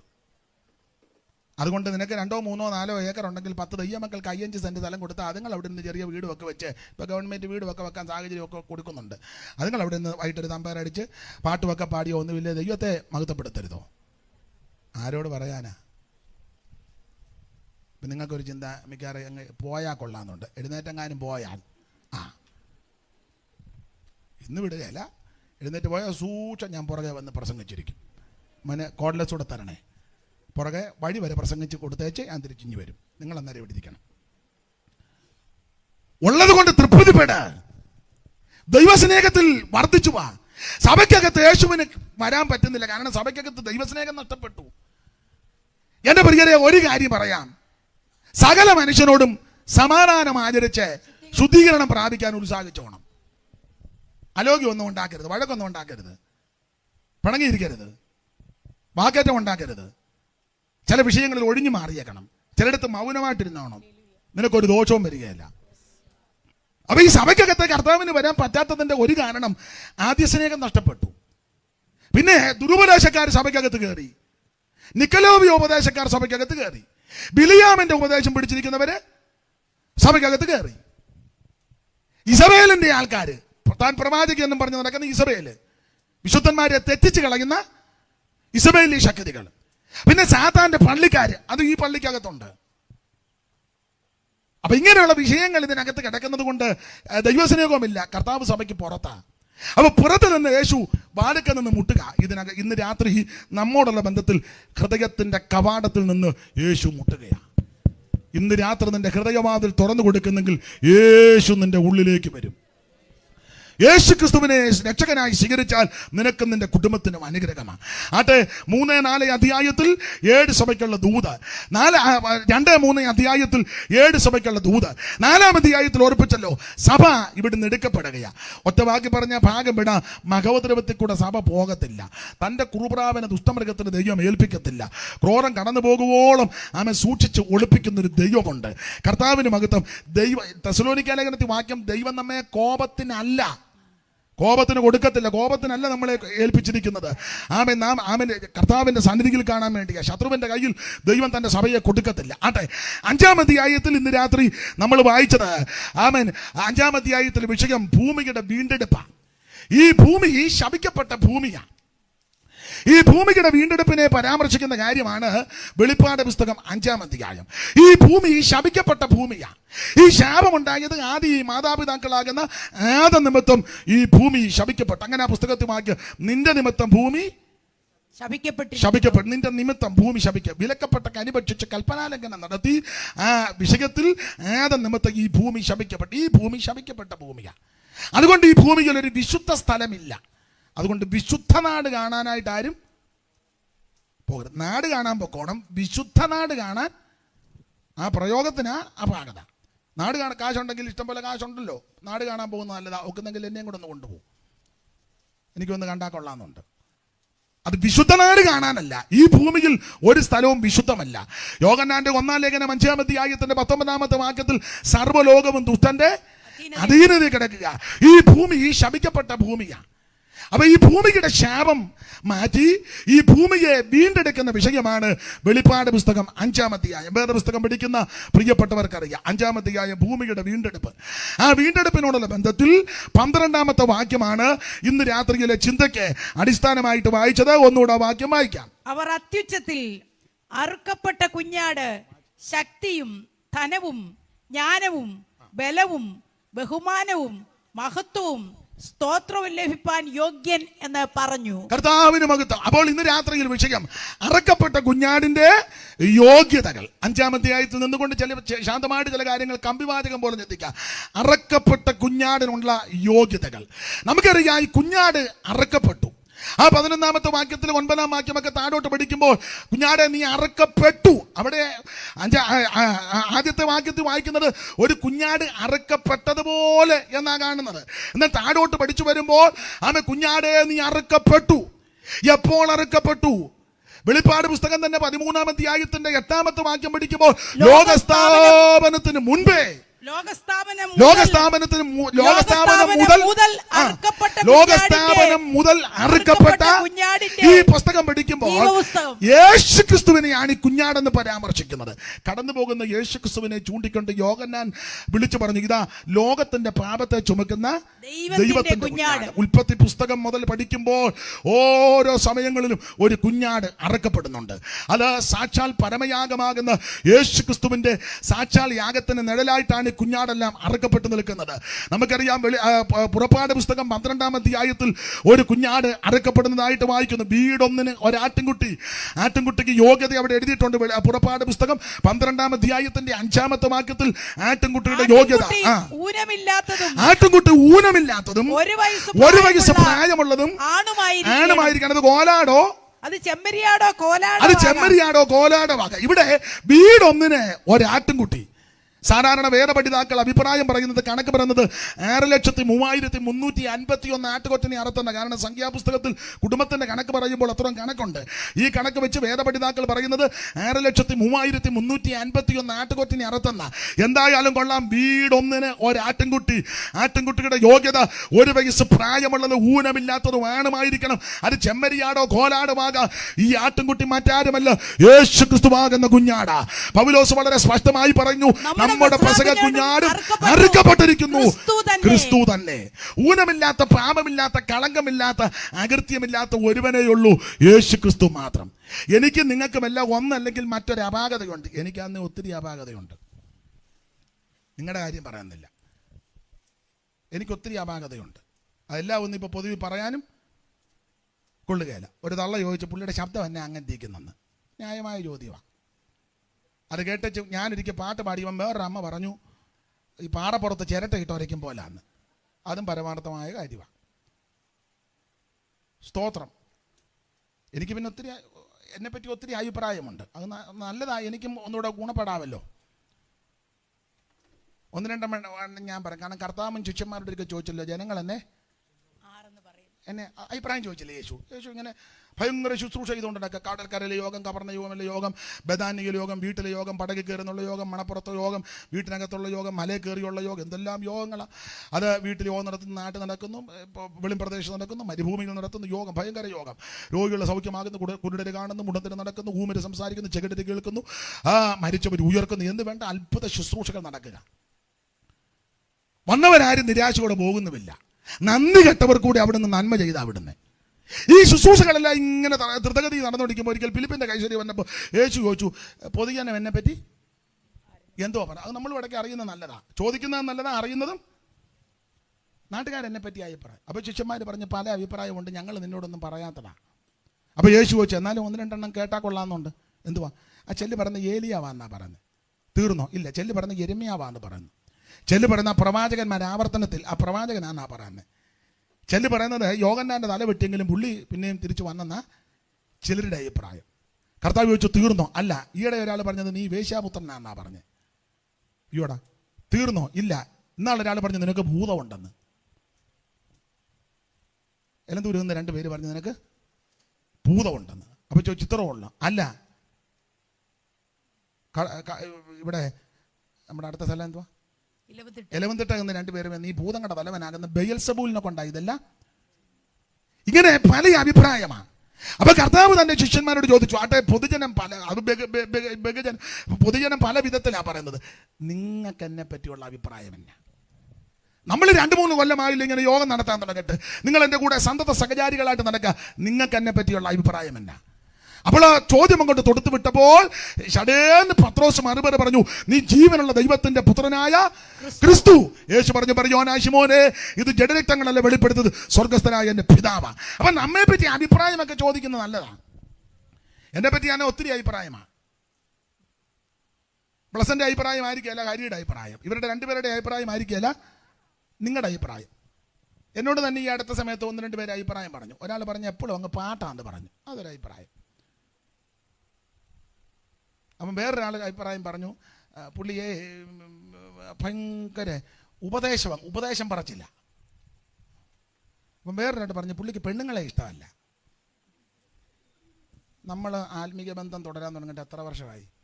25 വർഷത്തോളമായി. എനിക്ക് വൈരാഗ്യമായിട്ട് ഞാൻ ഇടപെട്ടതായിട്ട് ഇല്ല, ഒരിക്കലും ഇല്ല. എഴുന്നേറ്റ് എന്ന് പറഞ്ഞ എല്ലാവരും ഒന്ന് കേൾക്കട്ടെ. എന്നാ എവിടെ ഇരുന്നോ? മാത്തോട് ചാനുള്ളതുകൊണ്ട് പേടിയായിരിക്കും. ഇല്ല, വീട്ടോട്ടെങ്ങാനും ചെന്ന് പുള്ളി എങ്ങാനും വല്ലോ. 10-25 വർഷമായ ആത്മീക ബന്ധമാണ്. ഞാൻ വൈരാഗ്യത്തോടെ സംസാരിക്കുകയോ ഇടപെടുകയോ ചെയ്തിട്ടുണ്ടോ? ഒരിക്കലും. പിന്നെ ഒക്കരുതാഴി കാണിച്ചാൽ ഞാൻ അംഗീകരിക്കത്തുമില്ല. എനിക്ക് അമ്മയുണ്ടായിരുന്നു, അമ്മ മരിച്ചു പോയി. പെങ്ങളുണ്ട്, ഭാര്യയുണ്ട്. അന്നേരം പറഞ്ഞത് പെണ്ണുങ്ങളെ ഇഷ്ടമല്ലെന്ന്. പെണ്ണുങ്ങളെ ഇഷ്ടപ്പെടാഴിയൊന്നുമില്ല, ബഹുമാനിക്കുന്നു. എൻ്റെ അമ്മ മരിച്ചപ്പം ഈ ദൈവദാസിയും വന്നതാ. അല്ല, ഒരേ അഭിപ്രായമാണ്. ചെല്ലു പറഞ്ഞ പുള്ളിയെ പെന്തിക്കോസുകാരെ കുറ്റം പറയും. അത് വേറൊരു അഭിപ്രായം. പെന്തിക്കോസുകാരൻ തന്നെ കുറ്റമെല്ലാം ചെയ്തു വെക്കുന്നേ. നിനക്ക് മാനം മര്യാദയ്ക്ക് ജീവിച്ചാ പോരെ. നീ പറ്റ തള്ളയ്ക്ക് വെള്ളം കൊടുക്കുകയല്ല, അത് പറയണ്ടേ? എടി അന്യഭാഷ പറഞ്ഞ മറിയേ, നീ തള്ളയ്ക്ക് വെള്ളം കൊടുക്കണമെന്ന് പറയണ്ടേ? ഇത് ഞാൻ പറയാതെ പിന്നെ അച്ഛൻ വന്ന് പറയുമോ? പറ. ഇങ്ങനെ കിളിക്കില്ല ആലിൽ തുള്ളുമ്പോഴല്ലേ നീ തുള്ളുന്നത്. പറ്റ തള്ള വീട്ടിൽ കയറ്റിയല്ല, വെള്ളം കൊടുക്കുകയല്ല. ഹോളിനകത്ത് വന്ന് ശീലാന്തും കൂടെ പിടിച്ചിറക്കുക. അപ്പൊ ഇത് പറയണ്ടേ? നിങ്ങൾ പറഞ്ഞാൽ ഞാൻ ഇനി അടുത്ത് പറയുന്നുള്ളൂ. പറയണ്ടേ? നീ സ്വന്തം സഹോദരങ്ങളുമായിട്ട് മിണ്ടുകയല്ല. നിന്റെ തൊട്ട പറയാ ഭർത്താവിന്റെ സ്വന്തം അനിയനല്ലേ ചേട്ടൻ, മിണ്ടുകയല്ല. അത് പറയണ്ടേ? മിണ്ടണമെന്ന്. എഴുന്നേറ്റ് പോകരുത്. മോനെ, മറ്റേ മൈക്ക് എന്തുവാ? കോൺലെസ് ഇവിടെ എടുത്ത് വെച്ചേക്കണം, ഇവിടെ വെച്ചേക്കണം. പുറകെ വരും ഞാൻ. ഇത് പറയണ്ടേ? സ്തോത്രം. പുസ്തകത്തിലെ പ്രമാണം, കാണുന്ന സഹോദരനെ സ്നേഹിക്കാത്ത നീ എങ്ങനെ കാണാത്ത ദൈവത്തെ സ്നേഹിക്കുന്നേ? നേർക്ക് നേരെ കാണുന്ന സഹോദരനക്ക് സ്നേഹിക്കാൻ പറ്റുന്നില്ല, കൈ കൊടുക്കുന്നില്ല, മിണ്ടുന്നില്ല. പിന്നെ കാണാത്ത ദൈവത്തെ നീ ഉമ്മ തട്ടിപ്പാ. ദൈവത്തെ ഒന്നും നീ കണ്ടിട്ടില്ല. ചെല്ലു പറഞ്ഞ ഞാൻ വ്യക്തമായി കണ്ട. നീ വലിയ പിണ്ടിവാട കണ്ടതാ, ദൈവത്തെ ഒന്നുമല്ല. ആര് ദൈവത്തെ കണ്ടെന്ന്? ദൈവസ്നേഹമല്ലേ ഇത് പറയണ്ടേ? അപ്പൊ അത് പറയാനാണ് പറഞ്ഞത്. പെന്തിക്കോസുകാരെ ഞാൻ എല്ലായിടത്തും പറയും, ഞാനൊരു പെന്തിക്കോസുകാരനായതിൽ അഭിമാനിക്കുന്നയാളാ. അതെ, ഞാൻ പെന്തിക്കോസുകാരനായതിൽ എൻ്റെ ശൈലി പറയാം. ഞാൻ രക്ഷിക്കപ്പെട്ടതാ അടിസ്ഥാനപരമായ വേദത്തിൻ്റെ ഉപദേശം. പക്ഷെ ഞാൻ എൻ്റെ ശൈലി പറയാം, ഞാൻ പെന്തിക്കോസുകാരനായതിൽ അഭിമാനം കൊള്ളുന്നയാളാണ്. ഈ പെന്തിക്കോസ് വന്നതായ എൻ്റെ ഭാഗ്യം. അതുകൊണ്ട് പെന്തിക്കോസുകാരനാണ് പറയുന്നതിൽ എനിക്ക് വളരെ അഭിമാനമാണ്. കുഴഞ്ഞ പെന്തിക്കോസുകാരും കുഴ തെറ്റിയ പെന്തിക്കോസുകാരും അത് അവരും ദൈവം കൂടെ തീർത്തോളും. പക്ഷേ ഈ മാർഗത്തിൽ വന്നതായ എൻ്റെ ഭാഗ്യം, ഇതിനകത്ത് വന്നതാണ് ഭാഗ്യം. യാതൊരു ഗതിയും ഗത്യന്തരവും പ്രത്യാശ ഒന്നുമില്ലാതെ അലഞ്ഞ് നശിച്ചു പോകേണ്ട എന്നെ യേശു രക്ഷിച്ചു. ഈ സത്യകൂട്ടായ്മയിലേക്ക് കൊണ്ടുവന്നു. അതാ ഏറ്റവും വലിയ ഭാഗ്യം. ഇന്നാളെ ഒരാൾ പറഞ്ഞു പെന്തിക്കോസുകാരെല്ലാം കള്ളന്മാരാ. നല്ല പെന്തിക്കോസിനകത്ത് ജീവിക്കുന്ന നല്ല ആൾക്കാരുണ്ട്. നീ കുറെ കള്ളന്മാരെ കുറെ നാളായിട്ട് കണ്ടു കിടക്കുന്നതല്ലാതെ. വെള്ളാപ്പള്ളി പറഞ്ഞത് ഞാൻ കഴിഞ്ഞ ദിവസം സഭയിലും പറഞ്ഞു, കടവെടുത്ത് പറയുക. പണ്ട് പ്രശ്നം ഉണ്ടായപ്പോൾ അദ്ദേഹത്തോട് ഒരാൾ പറഞ്ഞു സ്വാമിമാരെല്ലാം കള്ളന്മാരാണ്. അദ്ദേഹം പറഞ്ഞ ഡയലോഗാ, സ്വാമിമാരെല്ലാം കള്ളന്മാരില്ല, പക്ഷെ കള്ളന്മാർ കുറച്ച് പേര് സ്വാമിമാരായിട്ടുണ്ട് എന്ന് പറഞ്ഞാൽ പെന്തിക്കോസുകാരെല്ലാം കള്ളന്മാരില്ല. എന്നാൽ ചില കള്ളന്മാർ ഇപ്പോൾ പെന്തിക്കോസിൽ വന്നിട്ടുണ്ട്. ജീവിക്കുന്ന പെന്തിക്കോസുകാരുണ്ട്. പരമാർത്ഥതയോടെ, വിശ്വസ്തയോടെ, വിശുദ്ധിയോടെ, ഭക്തിയോടെ നല്ല പെന്തിക്കോസിന്റെ തനതായ നിലയിൽ ജീവിക്കുന്ന 100 കണക്കിന് ദൈവ കുഞ്ഞുങ്ങളുണ്ട്. അവരെ ഓർത്ത് ദൈവത്തിന് മഹത്വം. അവരൊക്കെ ഉള്ളത് കൊണ്ടായി ഇതിങ്ങനെ പോകുന്നത്. Praise the Lord. അതുകൊണ്ട് നമ്മളെ പറ്റി അഭിപ്രായമൊക്കെ ചോദിക്കുന്നത് നല്ലതാ. എന്നെ പറ്റി ഇങ്ങനെ ഒത്തിരി അഭിപ്രായമാണ്. അപ്പൊ എന്തായാലും കൊള്ളാം, അഭിപ്രായങ്ങൾ ചോദിച്ചറിഞ്ഞ് മുൻപോട്ട് പോകുന്നത് നല്ലതാ. എന്നാൽ യേശു ക്രിസ്തുവിനെ പറ്റി പറയുക, യാതൊരു ഊനമില്ലാത്തവനാ ഈ കുഞ്ഞാട്. കർത്താവാകുന്ന യേശു ക്രിസ്തുവാ. പൗലോസ് വ്യക്തമായി പറഞ്ഞു, നമ്മുടെ പെസഹ കുഞ്ഞാട് മറുക്കപ്പെട്ടു. കർത്താവാകുന്ന യേശു ക്രിസ്തു തന്നെ. ആ കുഞ്ഞാടിന്റെ യോഗ്യതയാണ് അവ 1 വയസ്സ് പ്രായമുള്ളത് ഊനമില്ലാത്തതും ആണുമായിരിക്കണം. ഊനമില്ലാത്ത പാപമില്ലാത്ത ഒരുവനേ ഉള്ളൂ, യേശു ക്രിസ്തു മാത്രം. പല കോടതി മാറി വിസ്തരിച്ചിട്ടും യേശു ക്രിസ്തുവിൽ ഒരു കുറ്റവും കണ്ടില്ല. അവസാനം പീലാത്തോസ് വെള്ളമെടുത്ത് കൈ കഴുകിച്ച് പറഞ്ഞു, നീതിമാന്റെ രക്തത്തിൽ എനിക്ക് പങ്കില്ല. ക്രൂശിൽ കടന്ന് ദുഷ്പ്രവർത്തിക്കാൻ ഒരുത്തം പറഞ്ഞു, നമ്മൾ തെറ്റ് ചെയ്തത് കൊണ്ട് ഈ ക്രൂശിൽ കയറി. ഈ നീതിമാൻ യാതൊരു തെറ്റും ചെയ്തിട്ടില്ല. കള്ളസാക്ഷികളെ പലരെയും കൊണ്ടുവന്ന് കള്ളസാക്ഷി പറയാൻ നോക്കിച്ച് ഇങ്ങനെ എഴുതിയിരിക്കുന്നത് ഒത്തുവന്നില്ല. പാപമില്ലാത്തവൻ, പാപം ചെയ്യാത്തവൻ, പാപമേച്ചാത്തവൻ, പാപമറിയാത്തവൻ, പാപം ചെയ്യാത്ത പരമവിശുദ്ധനാണ് ക്രിസ്തു.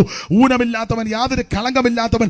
ആ കർത്താവിനെ കരമുയർത്തി ഇന്ന് രാത്രി നന്ദിയോടെ മഹത്വപ്പെടുത്തിയാട്ടെ. Praise the Lord. നിർമ്മലമായ രക്തം യർമ്മദാ നീ ചൊരിഞ്ഞു. നിർമ്മലമായ രക്തം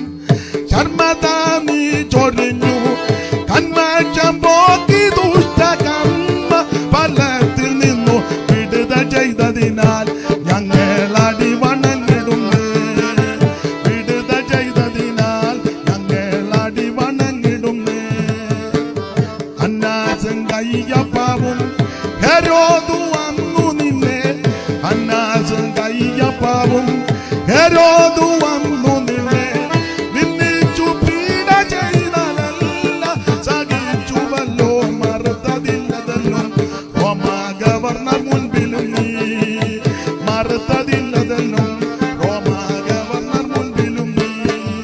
കരമുയർത്തി ദൈവത്തിന് മഹത്വം കൊടുക്കാം.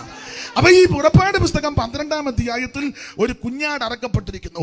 ഈ കുഞ്ഞാടിന്റെ വിശേഷത അവൻ വീടൊന്നിനൊരു ആട്ടിൻകുട്ടി, ഒരു കുടുംബത്തിന് വേണ്ടി അറക്കപ്പെട്ട കുഞ്ഞാടാ. ഉൽപ്പത്തി പുസ്തകം 22-ാം അധ്യായത്തിൽ ഒരു കുഞ്ഞാട് അവിടെ ഒരാടിന് യാഗം കഴിക്കുന്നതായിട്ട് കാണുന്നുണ്ട്.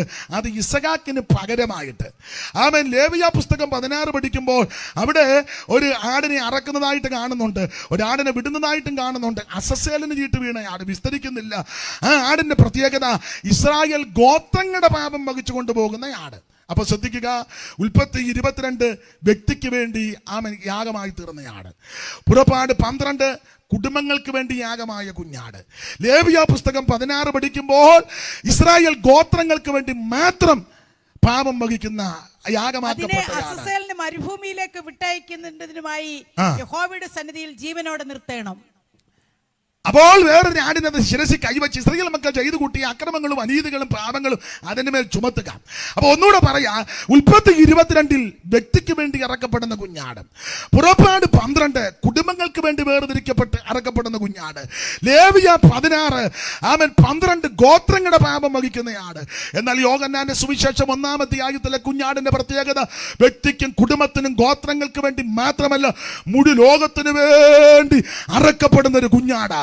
ആ കുഞ്ഞാടിനെയാണ് വെളിപ്പാട് പുസ്തകത്തിൽ വായിക്കുന്നത്. കുഞ്ഞാട് നീ അറുക്കപ്പെട്ട കുഞ്ഞാടിന്റെ യോഗ്യത.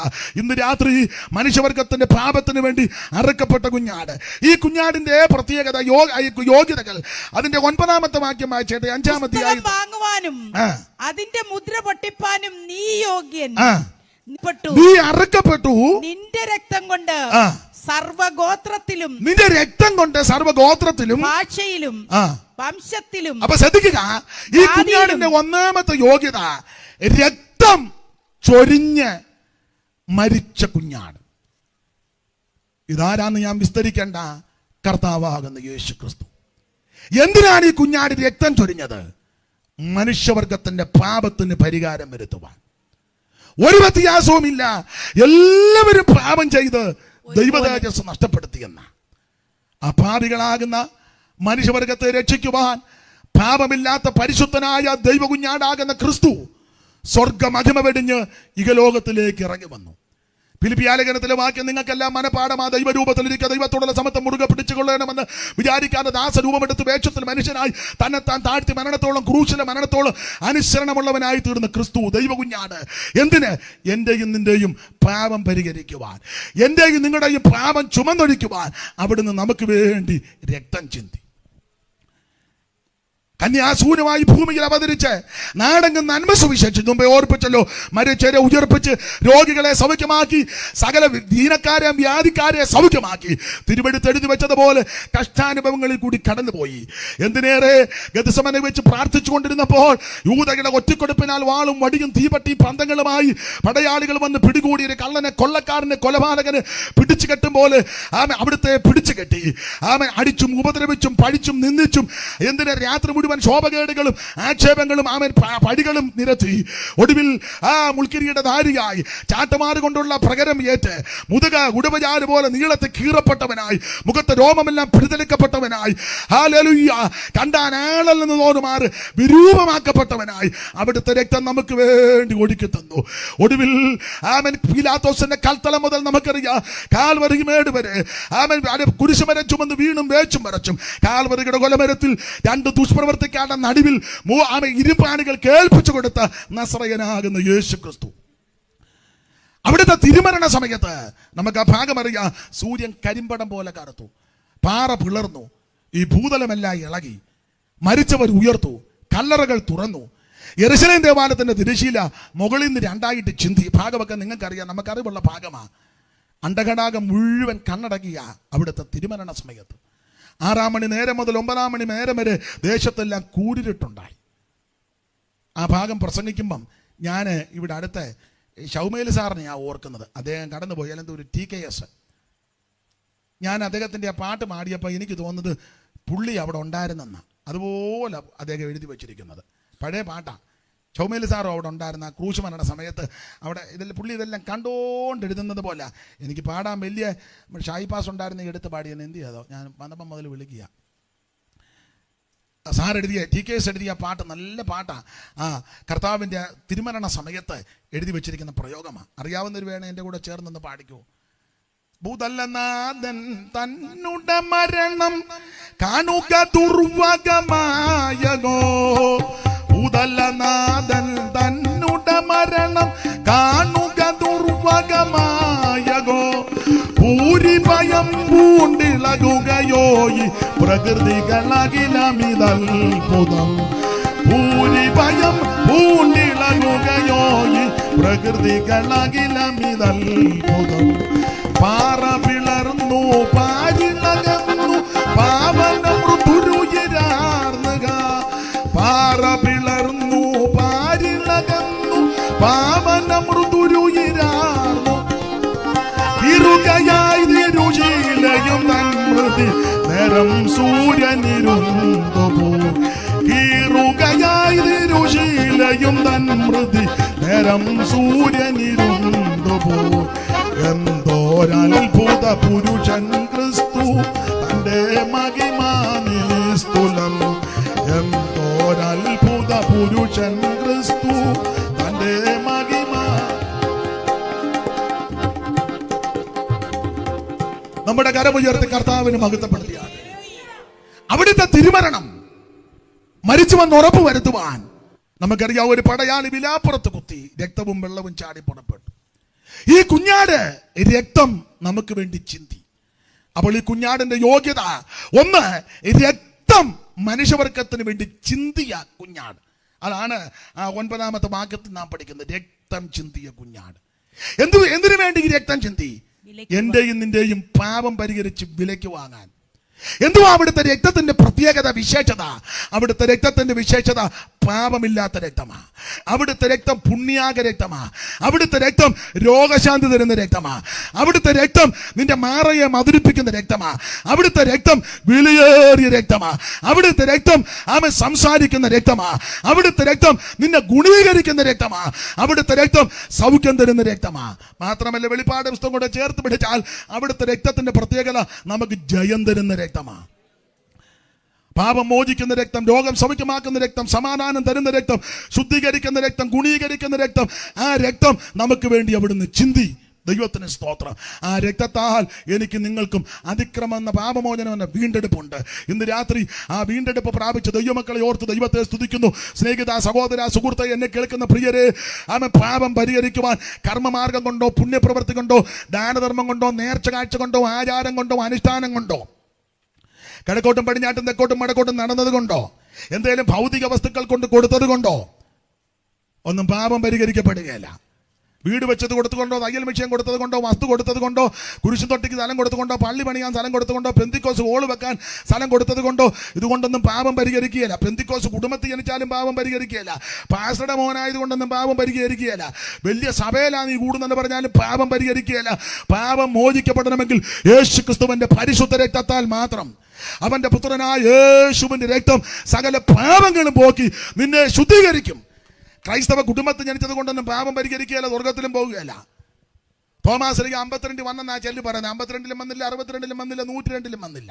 അത് വേറൊരു പരമാർത്ഥം. വന്നിട്ടില്ല. പിന്നെ ചെല്ലു പറയുന്നത് ആ തോമ അല്ല, മറ്റേ തോമ വന്നെന്നാ, ഗനായി തോമ. അത് 345-ലെങ്ങാണ്ട് വന്നെന്നാ. അത് ഉറകായിലെ സിറിയായിലെ ഉറകായിൽ നിന്ന് എഡേസ തുറമുഖത്തിൽ നിന്ന് വള്ളത്തെ വന്നെന്നാ. വള്ളത്തെ കൊടുങ്ങല്ലൂർ നിങ്ങൾ കേട്ടിട്ടില്ലയോ? നിങ്ങൾ മറ്റേ തോമയുടെ ആളാ. ആ തോമ അല്ല, ഇത് വേറെ തോമ. ഒരു തോമായി നിന്നെ സ്വർഗത്തിൽ കൊണ്ടുപോവുകയല്ല.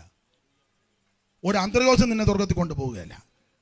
നിന്നെ സ്വർഗത്തിൽ കൊണ്ടുപോകണമെങ്കിൽ യേശുക്രിസ്തുവിനെ കൊണ്ട് മാത്രമേ സാധിക്കൂ. അവിടുത്തെ തിരുരക്തം കൊണ്ട് മാത്രമേ പാപം പരിഹരിക്കൂ. പാരമ്പര്യം കൊണ്ടൊന്നും രക്ഷപ്പെടാനൊക്കത്തില്ല. ഞാൻ ഇന്ന കുടുംബത്തിൽ പറഞ്ഞതാ, കുരിശുമൂട്ടിലെയാ, കുന്നേലയാ, കുരിശും ചവിട്ടിലെയാ, ഞങ്ങളുടെ അച്ഛന്മാരുണ്ട്, മെത്രാനുണ്ട്, കപ്പിയാറുണ്ട്, കന്യാസ്ത്രീകളുണ്ട്. ഞാൻ ഇപ്പോൾ ഇതെല്ലാം തീർത്തങ്ങ് പറഞ്ഞേച്ച് പോകണ്ട. എനിക്കും ഒരു ചെറിയ ചിന്തയുണ്ട്, ഇനി അധികം നാളില്ലെന്ന്. അതെ, ഞാൻ ചായുന്ന കാര്യമല്ല. നിങ്ങൾ പറയുന്നത് ഞാൻ പോകുന്ന പിന്നെ എന്നെ വിട്ടേച്ച് നിങ്ങൾ എന്നെ എടുക്കാൻ പോവാ. ചിലക്കെന്തൊരു സന്തോഷമായാലും പെട്ടെന്ന് അങ്ങ് പോകുമായിരുന്നേ. ഇപ്പോഴൊന്നും പോകുന്നില്ല. നിന്നെയും കൂടെ അടക്കി വെച്ചാൽ ഞാൻ പോവുള്ളൂ. പക്ഷെ ഇത് യേശു വരാറായെന്നാ പറഞ്ഞെൻ്റെ. അതാ സമയമില്ലെന്ന് ഞാനീ പറഞ്ഞു. ദൈവത്തിന് മഹത്വം. അതുകൊണ്ട് ഇനി ഈ മുഖസ്തുതി വെച്ച് ഇപ്പം എല്ലാവരും അങ്ങ് സുഖിപ്പിച്ചല്ലയോ പറയുന്നത്. ആർക്കും ഒരു കുഴപ്പം.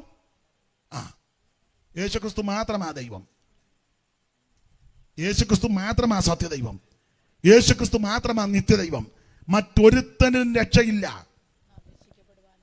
നീ ക്രൈസ്തവ കുടുംബത്തിൽ ജനിച്ചാലൊന്നും സ്വർഗത്തിൽ പോവുകയല്ല. അച്ഛനും ചെമ്മാച്ചനും കപ്പിയാരും മെത്രാനും കശീശ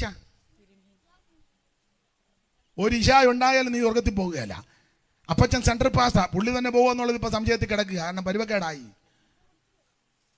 ഞങ്ങൾ കുടിക്കാലയിലെ ആദ്യ പെന്തിക്കോസുകാരാ. തെക്കേത്തുണ്ടി സ്വർഗത്തിൽ പോവോ? തെക്കേത്തുണ്ടിയും പോകുകയല്ല, പാലത്തും പാട്ടും പോകുകയല്ല. രക്ഷിക്കപ്പെട്ടാ പോവും. നമ്മുടെ പാലത്തും പാട്ടല്ലേ? ഇരിക്കട്ടെ. ചക്കാലക്കാർ പോകുന്നല്ലേ? ചക്കാലം നല്ലതാ. സ്വർഗത്തിൽ പോണേ രക്ഷിക്കപ്പെടണം. സ്തോത്രം. നീ ഏത് കെടികെട്ടിയ കുടുംബത്തിലാണെങ്കിലും രക്ഷിക്കപ്പെടാതെ സ്വർഗത്തിൽ പോവുകയല്ല. യേശുക്രിസ്തു മാത്രമായ ഏകരക്ഷകൻ. യേശുക്രിസ്തു അല്ലാതൊരു ദൈവമില്ല.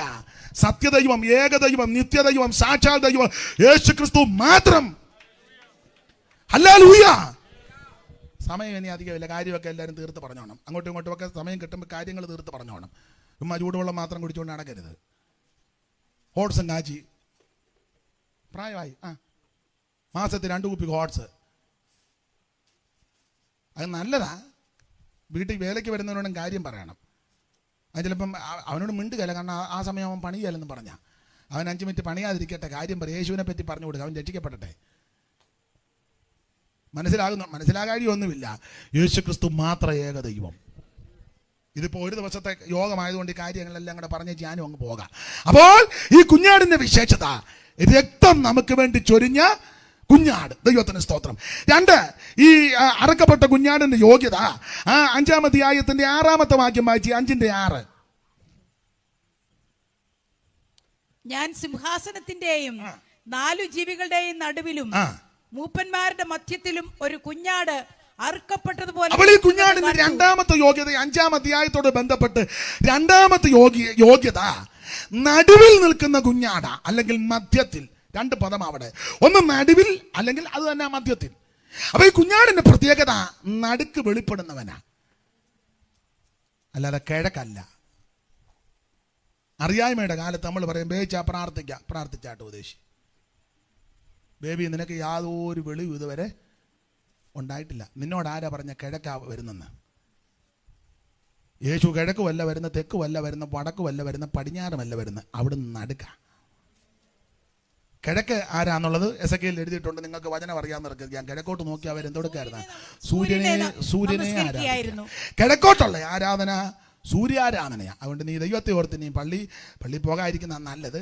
ഇനി അഥവാ അങ്ങ് പോയെന്ന് വെച്ചു, കിഴക്കോട്ട് നിൽക്കരുത്. നിന്നെ പുള്ളിയോടും പറഞ്ഞു കൊടുക്കണം, അച്ഛാ കിഴക്കോട്ടുള്ളത് സൂര്യാരാധനയാണ്. ആ വാക്യം ഒന്ന് വായിച്ചെല്ലിച്ച് അറിയാൻ മേലാത്തൊരു കുറിച്ചെടുത്തോട്ടെ. എസെക്കിയേൽ 8:16 പെട്ടെന്ന് വായിച്ച് അച്ഛാ ഇതൂടെ കുറിച്ചെടുത്തോണം, അല്ല അവിടെ ചെല്ലുമ്പോൾ മറന്നു പോകും. ഇന്ന് വെള്ളിയല്ലേ? അവൻ എന്നെ യഹോവയുടെ ആലയത്തിന്റെ അകത്തെ പ്രാകാരത്തിൽ കൊണ്ടുപോയി യഹോവയുടെ മന്ദിരത്തിന്റെ വാതിൽക്കൽ മണ്ഡപത്തിനും യാഗപീഠത്തിനും നടുവേ ഏകദേശം 25 പുരുഷന്മാർ തങ്ങളുടെ മുതുക് യഹോവയുടെ മന്ദിരത്തിന് നേരെയും മുഖം കിഴക്കോട്ടും തിരിച്ചുകൊണ്ട് നിന്നിരുന്നു. അടുത്ത വാക്യം, അവർ കിഴക്കോട്ട് നോക്കി ദൈവത്തെ ആരാധിച്ചെന്നല്ല, പിന്നെ സൂര്യനെ നമസ്കരിക്കുക. അതുകൊണ്ട് കിഴക്കോട്ടുള്ള ആരാധന സൂര്യാരാധനയാ. നമ്മുടെ ആരാധന സൂര്യാരാധനയല്ല, ദൈവാരാധനയാ. അഖിലാണ്ടങ്ങളുടെ ഉടയവനായ ദൈവം ഇന്ന് രാത്രി നമ്മുടെ നടുവിലുണ്ട്. അതുകൊണ്ട് ദൈവത്തെ ഓർത്ത് നിങ്ങളോട് പറയുക, എല്ലാവരോടും പറയാം, കിഴക്കോട്ട് നോക്കി ഇനി പ്രാർത്ഥിക്കരുത്. പണ്ടൊരു തമിഴ് സഹോദരൻ പറഞ്ഞ പോലെ ശീലിച്ചു പോയി സാറേ, സെറിപ്പെടുകയല്ല, ശീലിച്ചു പോയി. ആ ശീലമല്ല ഇന്ന് രാത്രി മാറ്റണം. നമ്മുടെ കർത്താവ് കിഴക്കും തെക്കും അല്ല വന്നിക്കുന്നത്, അവൻ നടുവിൽ വരുന്നവനാ. ശ്രദ്ധിച്ചേ, അവിടുത്തെ വരവും സമീപനവും സാന്നിധ്യമെല്ലാം നടുവിലല്ലേ? മുമ്പേ വായിച്ചല്ലോ, 7 നിലവിളക്കുകളുടെ നടുവിൽ. മുറി അടച്ചിട്ടപ്പോൾ നടുവിൽ. ക്രൂശിൽ കിടന്നപ്പോഴും 2 ദുഷ്പ്രവർത്തിക്കാരുടെ നടുവിൽ. 12ാമത്തെ വയസ്സിൽ വെല്ലുവിളി ചെന്നു, അന്നാലും അവരുടെ നടുവിൽ. അങ്ങനല്ലേ? അറുക്കപ്പെട്ട കുഞ്ഞാടിന്റെ 1ാമത്തെ യോഗ്യത, അവിടുന്ന് രക്തം നമുക്ക് വേണ്ടി ചിന്തി. എന്തിന്? പാപം പരിഹരിക്കുവാൻ. 2, ഈ കുഞ്ഞാടിന്റെ പ്രത്യേകത എല്ലാവരുടെയും മധ്യത്തിലാണ്, നടുവിലാണ് ഈ കുഞ്ഞാട്. അതുകൊണ്ട് ഇന്ന് രാത്രി വചനത്തിന്റെ ഉപദേശത്തിൽ ദൈവദാസൻ എന്നുള്ള ബന്ധത്തിൽ, ഈ സത്യവചനം പറയുന്നതിനോടുള്ള ബന്ധത്തിൽ പറയട്ടെ, കിഴക്കോട്ട് നോക്കി ഇനിയും പ്രാർത്ഥിക്കരുത്. അവരാരെങ്കിലും കിഴക്കോട്ട് നോക്കിയാൽ പറയണം, എൻ്റെ പൊന്നച്ച, അച്ഛ, കൊച്ച, അല്ല ഇച്ച പറഞ്ഞേക്കണം. കിഴക്കോട്ട് നോക്കി പ്രാർത്ഥിക്കരുത്. കിഴക്കോട്ട് നോക്കിയുള്ള ആരാധന സൂര്യാരാധനയാണ്. അവിടുന്ന് നമ്മുടെ നടുവിലാണ്. ഇവിടുന്ന് ജീവിച്ചപ്പോൾ തന്നെ പറഞ്ഞല്ലോ, 2 3 പേർ എൻ്റെ നാമത്തിൽ എവിടെ കൂടിയാലും കിഴക്ക് വരുമെന്നാണോ? നടുവിലാ. അവിടുന്ന് നടുവിൽ വരുന്നവനാ. പുറപ്പാട് പുസ്തകത്തിൽ വായിക്കുന്നത് 25 വായിക്കുന്നത്, നമ്മൾ വായിക്കുന്നത്, ഞാൻ അവരുടെ നടുവിൽ വസിക്കുവാൻ അവർ എനിക്കൊരു വിശുദ്ധ മന്ദിരം പണിയണം. അങ്ങനെയെങ്കിൽ ആമേൻ, അവിടുന്ന് നമ്മുടെ നടുവിൽ വെളിപ്പെടുന്ന. ഇന്ന് രാത്രിയും അവിടുന്ന് നമ്മുടെ നടുവിൽ നടകൊണ്ടുകൊണ്ടിരിക്കുക. Praise the Lord. അപ്പൊ ഈ അറുക്കപ്പെട്ട കുഞ്ഞാടിന്റെ 2ാമത്തെ പ്രത്യേകത, എല്ലാവരുടെയും മധ്യത്തിൽ. 3ാമത്തെ പ്രത്യേകത, ഈ കുഞ്ഞാടിന്റെ പ്രത്യേകത, 5-ാം അധ്യായത്തിന്റെ 5-ാമത്തെ വാക്യം വായിച്ച്, ആ വാക്യത്തിൽ അവിടുന്ന് ജയം പ്രാപിച്ചവനാ. 5:5, വെളിപ്പാട് 5:5. പുസ്തകം തുറപ്പാനും വായിപ്പാനെങ്കിലും അത് നോക്കുവാനെങ്കിലും യോഗ്യനായി ആരെയും കാണായിക കൊണ്ട് ഞാൻ ഏറ്റവും കരഞ്ഞു. അപ്പോൾ മൂപ്പന്മാരിൽ ഒരുത്തൻ എന്നോട് കരയണ്ട, യഹൂദാഗോത്രത്തിലെ സിംഹവും ദാവീദിന്റെ വേരുമായവൻ പുസ്തകവും അതിന്റെ 7 മുദ്രയും തുറപ്പാനും തക്കവണ്ണം ജയം പ്രാപിച്ചിരിക്കുന്നു. ഈ അറക്കപ്പെട്ട കുഞ്ഞാടിന്റെ 3ാമത്തെ യോഗ്യത, അവിടുന്ന് ജയം പ്രാപിച്ചവനാണ്. ജയം പ്രാപിച്ചിരിക്കുന്ന ഒരുവനേ ഉള്ളൂ, യേശു ക്രിസ്തു മാത്രം. ബാക്കി സകല ആൾക്കാരും പരാജയത്തിന്റെ പടുകുഴി വീണ ഇവിടുന്ന് പോയത്. ജയിച്ച ഒരുവനേ ഉള്ളൂ, നസ്രായം മാത്രം. ലോകരാജ്യങ്ങൾ പിടിച്ചടക്കിയവരും യുദ്ധത്തിൽ ജയിച്ചവരും വീരന്മാരും ബിരുദന്മാരും മിടുക്കന്മാരും മതനേതാക്കന്മാരും സാമുദായിക നേതാക്കന്മാരും ഭരണ പരിഷ്കർത്താക്കളും എന്ന് വേണ്ട ആമെ കടലിനെ നോക്കി ആമെ ആക്രോശിച്ച് കരയാണെങ്കിൽ വെട്ടിപ്പിടിക്കാമെന്ന് പറഞ്ഞവരും സമർത്ഥനായ സീസറും പ്രശസ്തനായ ഹോമറും സമത്വമറ്റ സോളമൻ തുടങ്ങിയുള്ള അനേകം മിടുക്കന്മാരുണ്ട്. പക്ഷേ സകലയെണ്ണോ ആമനെ പരാജയപ്പെട്ട് തോറ്റുപോയി. എന്നാൽ ജയിച്ചവൻ ഒരുവനേ ഉള്ളൂ. ആര് ജയിച്ചു? യേശു ക്രിസ്തു ജയിച്ചു. എന്തിനെ ജയിച്ചു? എല്ലാത്തിനെയും ജയിച്ചു. ജനനം മുതലേ ജയമല്ലേ. ജനിച്ചപ്പോഴേ കൊച്ചുങ്ങളെയെല്ലാം കൊല്ലണമെന്ന ആമെ രാജാവ് കൽപ്പന. പക്ഷെ അവിടുന്ന് ജയിച്ചാണ് ഇങ്ങോട്ട് കയറി വന്നത്. ചെന്നെടുത്തെല്ലാം അവിടുന്ന് ജയിച്ച് ഒടുവിൽ അവിടുന്ന് മരണത്തെയും ജയിച്ചു. മരണത്തെ ജയിച്ച ഒരുവനേ ഉള്ളൂ, നസ്രയനാകുന്ന യേശു ക്രിസ്തു മാത്രം. ആ കർത്താവ് ഇന്ന് രാത്രി നമ്മുടെ നടുവിലുണ്ട്. ആമെ അവിടുന്ന് അറക്കപ്പെട്ട കുഞ്ഞാട് യോഗ്യൻ, മരണത്തെ ജയിച്ചവൻ. ഇന്ന് രാത്രി ജയാളിയായ കർത്താവ് നമ്മുടെ നടുവിലുണ്ട്. അതുകൊണ്ട് മരണഭീതികളിൽ അടിമപ്പെട്ടിരുന്ന എന്നെയും നിന്നെയും തൻ്റെ മരണത്താൽ ആമൻ ജയിച്ച് മരണത്തിൻ്റെ അടിമകളായിരുന്ന എന്നെയും നിങ്ങളെയും വീണ്ടെടുത്ത് വിലയ്ക്ക് വാങ്ങി ആമൻ മരണഭീതികളിൽ അടിമപ്പെട്ട എന്നെയും നിങ്ങളെയും വിടുവിച്ച് തൻ്റെ മരണത്താൽ ആമൻ പിശാചിനെ തകർത്ത് ജയിച്ച് മരണത്തെ ജയിച്ച ഒരുവനേ ഉള്ളൂ, നസ്രയനാകുന്ന യേശു ക്രിസ്തു മാത്രം. മിടുക്കന്മാർ പലരും വന്ന് മരണത്തോട് ആമൻ മല്ലടിച്ച് പരാജയപ്പെട്ടാ പോയത്. ചിലൊന്നും പറയാനാ പോയത്. യേശു മരിക്കുന്ന സമയത്തും കാര്യം പറഞ്ഞേച്ചാ പോയത്. മരിക്കുന്നതിന് മുമ്പ് അദ്ദേഹം പറഞ്ഞു, ആമൻ ഞാൻ നിങ്ങൾക്ക് സ്ഥലമൊരുക്കാൻ പോയാ. നിങ്ങളുടെ ഹൃദയം കലങ്ങിപ്പോകരുത്. ദൈവത്തിൽ വിശ്വസിപ്പീൻ, എന്നിലും വിശ്വസിപ്പീൻ. എൻ്റെ പിതാവിൻ്റെ ഭവനത്തിൽ അനേകം എന്തെല്ലാം കാര്യം പറഞ്ഞയച്ചാ പോയത്. മരിച്ചു, ആമൻ മണ്ണോട് ചേർന്നില്ല. 3-ാം ദിവസം തിരുവെടുത്ത്, കൊരിന്ത്യലേഖനം 15 വായിക്കുന്നത് പോലെ തിരുവെടുത്ത് പറഞ്ഞതുപോലെ അവിടുന്ന് ഉയർത്തു, ഇന്നും ജീവിക്കുന്നു.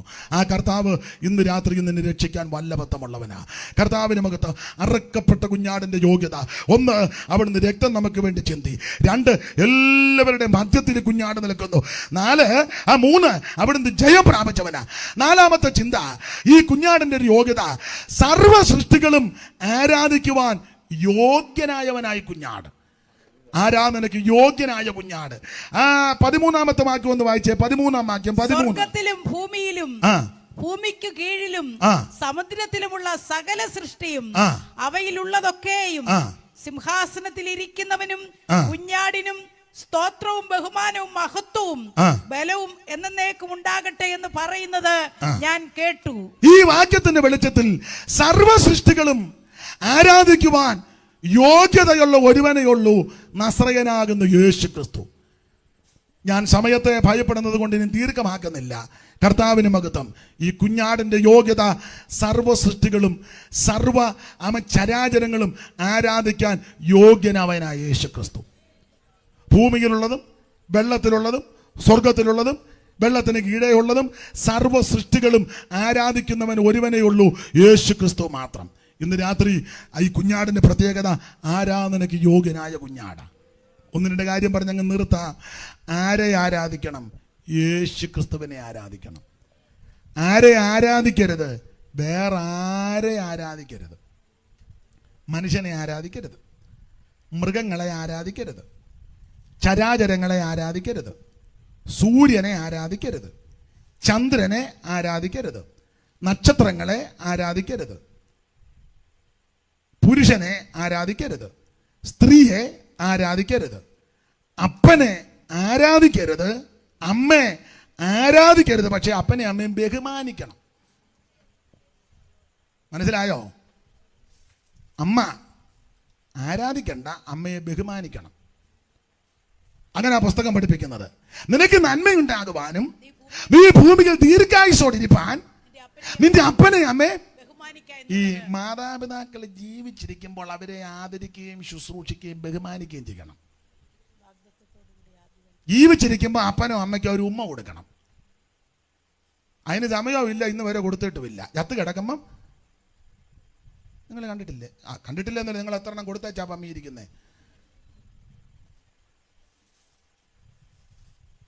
കമ്പിവടി പോലെ കിടക്കുക.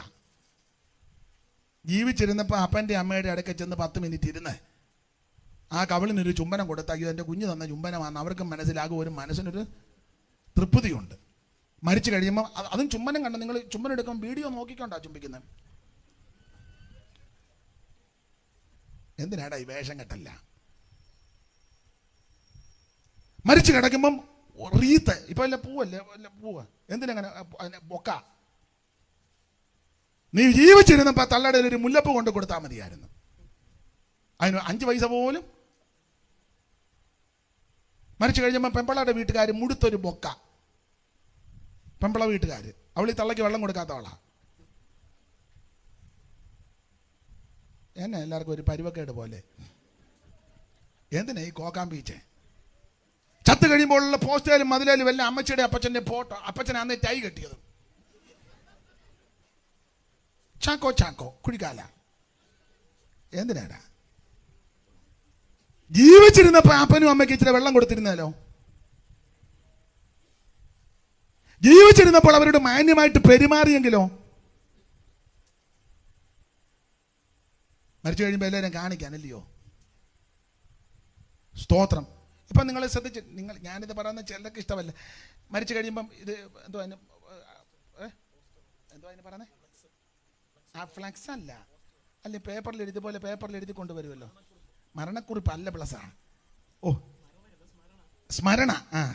അതിന് എന്താ സ്മരണക്കുറിപ്പെന്നാണോ? ഒത്തിരി എഴുതുമല്ലോ.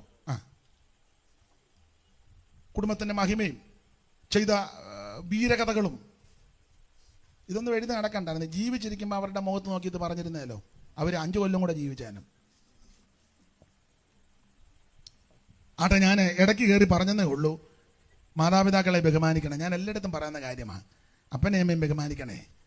പ്രായമുള്ള നിന്റെ അപ്പം വൃദ്ധനായിരിക്കുമ്പോൾ അവനെ നിന്ദിക്കരുത്. ജനകനാ, ജനിപ്പിച്ച ആളാ. 10 മാസം നൊന്ത് വേദനിച്ച് പ്രസവിച്ച പെറ്റതള്ളയാ. അമ്മയെ വേദനിപ്പിക്കരുത്. മാതാപിതാക്കൾക്ക് വെള്ളം കൊടുക്കാറ് അവരെ വേദനിപ്പിച്ച് പ്രാർത്ഥിച്ചാലൊന്നും ദൈവം കേൾക്കുകയല്ല. ചുമ്മാ തുമ്പി തുള്ളുമ്പോൾ ഇങ്ങനെ എന്നാ തുമ്പി തുള്ളാത്ത എച്ചി തുമ്പി തുള്ളാത്ത പറഞ്ഞ് ഇങ്ങനെ പണ്ട് ഓണക്കളിക്ക് അങ്ങനെ ഞാൻ കേട്ടിട്ടുണ്ട്. വെറുതെ നീ കിടന്ന് തുള്ളി അണയ്ക്കാന്നല്ലാതെ അവസാനം പെടലിക്കൊരു വേദന, പിന്നെ യോഗത്തിനും വരാനൊക്കെയല്ല. പിന്നെ ഇല്ല മറ്റേ ഇത് ഇടുവല്ല. എന്നാ പറഞ്ഞേ? എന്നാ അമ്മാമ്മ ഇങ്ങനെ നടക്കുന്നത്? എന്നാന്നറിയാമല്ല, ഞാൻ കാത്തിരിപ്പ് യോഗത്തിന് പോയതിന് ശേഷം വല്ല കാര്യമുള്ള കാര്യമാണോ? മാതാപിതാക്കളെ ബഹുമാനിക്കണേ. അങ്ങനെ പുസ്തകം പഠിപ്പിക്കുന്നത്. നിനക്ക് നന്മയുണ്ടാകുവാനും നീ ഭൂമിയിൽ ദീർഘായുസ്സോടെ ഇരിപ്പാനും നിന്റെ അപ്പനെയും അമ്മയും ബഹുമാനിക്കണം എന്നത് വാഗ്ദത്തത്തോടു കൂടിയ ആദ്യ കൽപ്പനയായത്. കൽപ്പനയാ. അതുകൊണ്ടാട്ടെ ഞാൻ ഓടിച്ചു പറയാ ഭാഗം ഇന്ന് പെട്ടെന്ന് നിർത്തിയേക്കാം. ഇല്ലോ സമയമില്ലയോ? നിർത്താം. ഒരു എങ്ങോട്ട് പോകാനോ? ചെന്നിച്ച് കഴിച്ചാൽ ചെല്ലം കയറി കിടക്കാനാ. അവിടെ ഇരിക്കട്ടെ. ഓട്സൊക്കെ ഒന്നുകൊണ്ടൊന്ന് ചൂടാക്കിയാൽ മതി. ഇച്ചിരി കഴിയട്ടെ, നാളെ യോഗം ഇല്ലല്ലോ. ദൈവത്തിന് മഹത്വം. അപ്പനെ അമ്മയെ ആരാധിക്കരുത്, അപ്പനെ അമ്മയും ബഹുമാനിക്കണം. ഒന്നുകൂടെ പറയാം, യേശു ക്രിസ്തു ആരാധനയ്ക്ക് യോഗ്യൻ. ആരെ ആരാധിക്കണം? യേശു ക്രിസ്തുവിനെ ആരാധിക്കണം. ആരെ ആരാധിക്കരുത്? വേറെ ആരെ ആരാധിക്കരുത്. കല്ലിനെ ആരാധിക്കരുത്, മരത്തെ ആരാധിക്കരുത്, മൃഗത്തെ ആരാധിക്കരുത്, മനുഷ്യനെ ആരാധിക്കരുത്, പട്ടിയെ ആരാധിക്കരുത്, പന്നിയെ ആരാധിക്കരുത്, പശുവിനെ ആരാധിക്കരുത്, അപ്പനെ ആരാധിക്കരുത്, അമ്മയെ ആരാധിക്കരുത്, ടീച്ചറിനെ ആരാധിക്കരുത്, ഗുരുവിനെ ആരാധിക്കരുത്. അവരെയൊക്കെ ബഹുമാനിക്കണം. മൃഗത്തോട് കനിവുണ്ടായിരിക്കണം. മൃഗമല്ലേ, അതിനെ ഉപദ്രവിക്കരുത്, അതിന് വേണ്ട സംരക്ഷണം കൊടുക്കണം. പക്ഷെ ആരാധിക്കരുത്. ഈ പുസ്തകം അങ്ങനെ പഠിപ്പിക്കുന്നത്. ആരാധനയ്ക്ക് യോഗ്യൻ ദൈവം തമ്പുരാനാ. ദൈവത്തെ മാത്രമേ നീ ആരാധിക്കാവൂ. ഒന്നുകൂടെ തെളിച്ചു പറഞ്ഞാൽ, ആരെ ആരാധിക്കണം? യേശു ക്രിസ്തുവിനെ ആരാധിക്കണം. ആരെ ആരാധിക്കരുത്? വേറെ ആരെ ആരാധിക്കരുത്. ഒരു കാര്യം കൂടെ പറഞ്ഞങ്ങ് നിർത്താം, അതിനേ ഉള്ളു സമയം. ആരാണ് ഈ ആരാധിക്കേണ്ടത്? എല്ലാവരും കയറി ആരാധിക്കരുത്. ആരാധനയ്ക്ക് വ്യവസ്ഥയുണ്ട്. അതെന്താ വ്യവസ്ഥ? അതുകൂടെ പറയാം. എല്ലാവരും ആരാധിച്ചാൽ ആ ആരാധന സ്വർഗം അംഗീകരിക്കത്തില്ല. പിന്നെ ആരാധിക്കുമ്പോൾ ആ ദൈവം അംഗീകരിക്കുന്നത്? പറയാം. ആദ്യം നിഴല് തരാം. നിങ്ങൾക്ക് വചനത്തിൽ തിട്ടമുള്ളവരാ. ഇസ്രായേൽ മക്കൾ മിസ്രയീമിൽ ഏതാണ്ട് 430 വർഷം അടിമകളായി പാർത്തു. 215 വർഷം പീഡയുണ്ടായി. ഭാഗം നിങ്ങൾക്കറിയാം. ഒടുവിൽ ഇവർ ദൈവത്തോട് നിലവിളിച്ചു. ദൈവം ഇവരെ ഉത്തരിച്ചു. മോശയെ ദൈവം തെരഞ്ഞെടുത്തു. കൂട്ടിന് അഹരോനെ വിട്ടു. പ്രവചന പുസ്തകത്തിൽ മിരിയാമിനെ വിട്ടെന്ന ഇവർ ചെന്ന് കാര്യങ്ങളൊക്കെ പറഞ്ഞു. ഒടുവിൽ മിസ്രയീമിൽ നിന്ന് ദൈവം ഇവരെ പുറപ്പെടുവിക്കുക. അതാണ് നമ്മൾ മുമ്പ് വായിച്ചത്. ഒരു കുഞ്ഞാടിനെ നേരത്തെ ചോരത്തളി ആചരിച്ചു. അത് രക്ഷയെ കാണിക്കുന്നതാ. രക്ഷ. ഇന്ന് ഈ ആവിമാസം മുതൽ മാസത്തിന്റെ ആരംഭമായിരിക്കണം. 1-ാം തീയതി ആ മാസത്തിന്റെ ആരംഭമായിരിക്കണം. 10-ാം തീയതി ഒരു ആട്ടിൻകുട്ടിയെ തെരഞ്ഞെടുക്കണം. അതാണ് നമ്മൾ മുമ്പേ വായിച്ചത്. അപ്പോൾ 14-ാം തീയതി സന്ധ്യാസമയത്ത് തന്നെ അറുത്ത് അതിന്റെ രക്തം കിണ്ണത്തിലെ എടുത്ത് ഈസോപ്പ് ചെടിയുടെ കെട്ടെടുത്ത് കിണ്ണത്തി മുക്കി കട്ടളക്കാർ രണ്ടിലും കുറുമ്പടി മേലെ പുരട്ടണം. കാലിൽ ചെരുപ്പിട്ട് കയ്യിൽ വടിപിടിച്ച് അരമുറിക്ക് കുഞ്ഞാടനെ തീയിച്ചുട്ട് കയ്പ് ചേരിയോട് കൊണ്ട് ഭക്ഷിക്കണം. അന്ന് രാത്രി ഒരു പുറപ്പാട് ദൈവം തരിക. ഭാഗം നിങ്ങൾക്കറിയാം. അങ്ങനെ കുഞ്ഞാടിനെ ചോരത്തലി ആചരിച്ചവർ മിസ്രയീമിൽ നിന്ന് പുറപ്പെട്ടു. അത് രക്ഷയെ കാണിക്കുക. രക്ഷ എന്ന് പറഞ്ഞാൽ ഇവർ രക്ഷിക്കപ്പെട്ടു. ഈ രക്ഷിക്കപ്പെട്ടവര് മിസ്രയീമിൽ നിന്നില്ല, അവര് മിസ്രയീം വിട്ടു. രക്ഷിക്കപ്പെട്ടാൽ മിസ്രയീം വിട്ടോണം. നീ രക്ഷിക്കപ്പെട്ടിട്ട് ഇപ്പോഴും അവിടെ തന്നെ.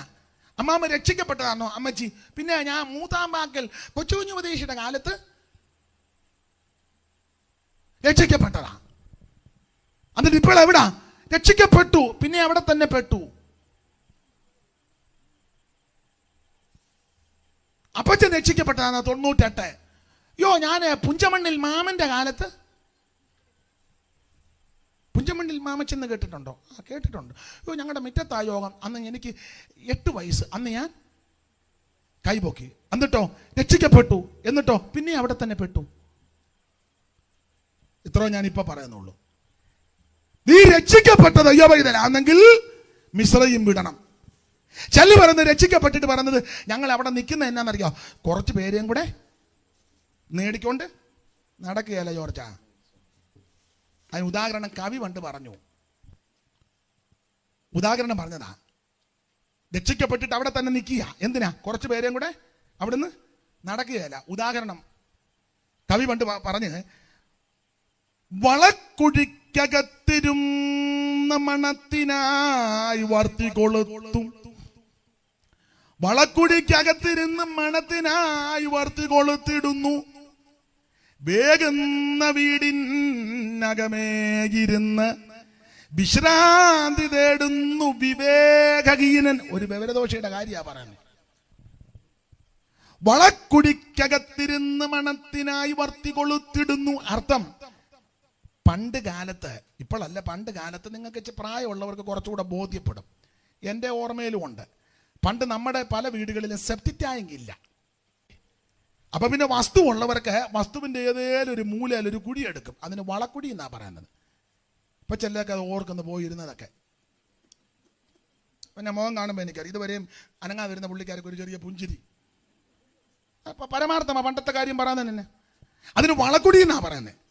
വളക്കുടിക്കകത്തിരുന്ന് ഒരു പാലത്തടിയൊക്കെ കാണും. ഒരു ചെറിയ മേഘത്തോടെ അവര് പണ്ട് കാലം അങ്ങനെ മിക്കവരുടെയും വീട് ഇപ്പോഴല്ലയോ ഇങ്ങനെയൊക്കെ വീടുകളൊക്കെ ആയത്. ഈ വീടാന്ന് ഞാൻ ഷാജിപ്പാച്ചോടെ താമസിക്കാൻ വന്നപ്പോൾ കുളമായിരുന്നു. അതല്ല ഇപ്പം കുളമാന്ന് പറയേ ഇല്ല. നന്നായിരിക്കുന്നു. എന്തായാലും ഇവർ ആണ്ടോടാണ്ടേക്ക് ഇങ്ങനെ യോഗം നടത്തുന്നല്ലോ, ദൈവം അനുഗ്രഹിക്കട്ടെ. അപ്പൊ ശ്രദ്ധിക്കുക, വളക്കുഴിക്കകത്തിരുന്ന് മണത്തിനായി വാർത്തി കൊളുത്തിടുന്നു. ഒരുത്തനെ പറ്റി പറയാ, ഒരുത്തൻ ഈ വളക്കുഴിക്കകത്ത് അതിനകത്തിരിക്കുന്നെന്ന്. അതിനകത്ത് അറിയാമല്ലോ, രാവിലെ തിരുഞ്ഞരിയുടെ ഭാഗത്തിന് അങ്ങോട്ട് പോകുള്ളൂ. ഉച്ചിഷ്ട അമേത്യം കിടക്കുന്ന സ്ഥലമാണ്. അതിനകത്ത് ഒരുത്തൻ ഇറങ്ങിയിരിക്കുന്നു. വളക്കുഴിക്കകത്തിരുന്ന് മണത്തിനായി വാർത്തി കൊളുത്തിടുന്നു. ഒരുത്തൻ ആ കുഴിക്കകത്തിരുന്ന് അകബർത്തി കത്തിച്ച് വീശുക, ചന്ദനത്തിരി. എന്നാ ഉഞ്ച മണം മാറാൻ തിരി കത്തിക്കുക.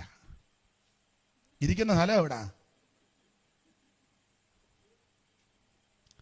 നീ അതിനകത്തിരുന്ന് തിരി കത്തിച്ചാൽ, തിരി കത്തിച്ചും പുകച്ചും ആട്ടിയും കെടുത്തിയും ആട്ടിയും ഊതിയും കെടുത്തിയും നിന്റെ ആയുസ് തീരാന്നല്ലാതെ ഈ മണം മാറുകയല്ല.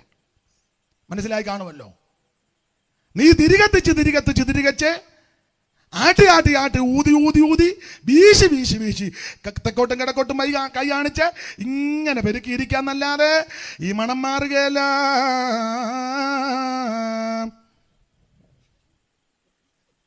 സമയമെന്ന് പറയാനാണോ? ഇപ്പം നിർത്തുകയല്ല.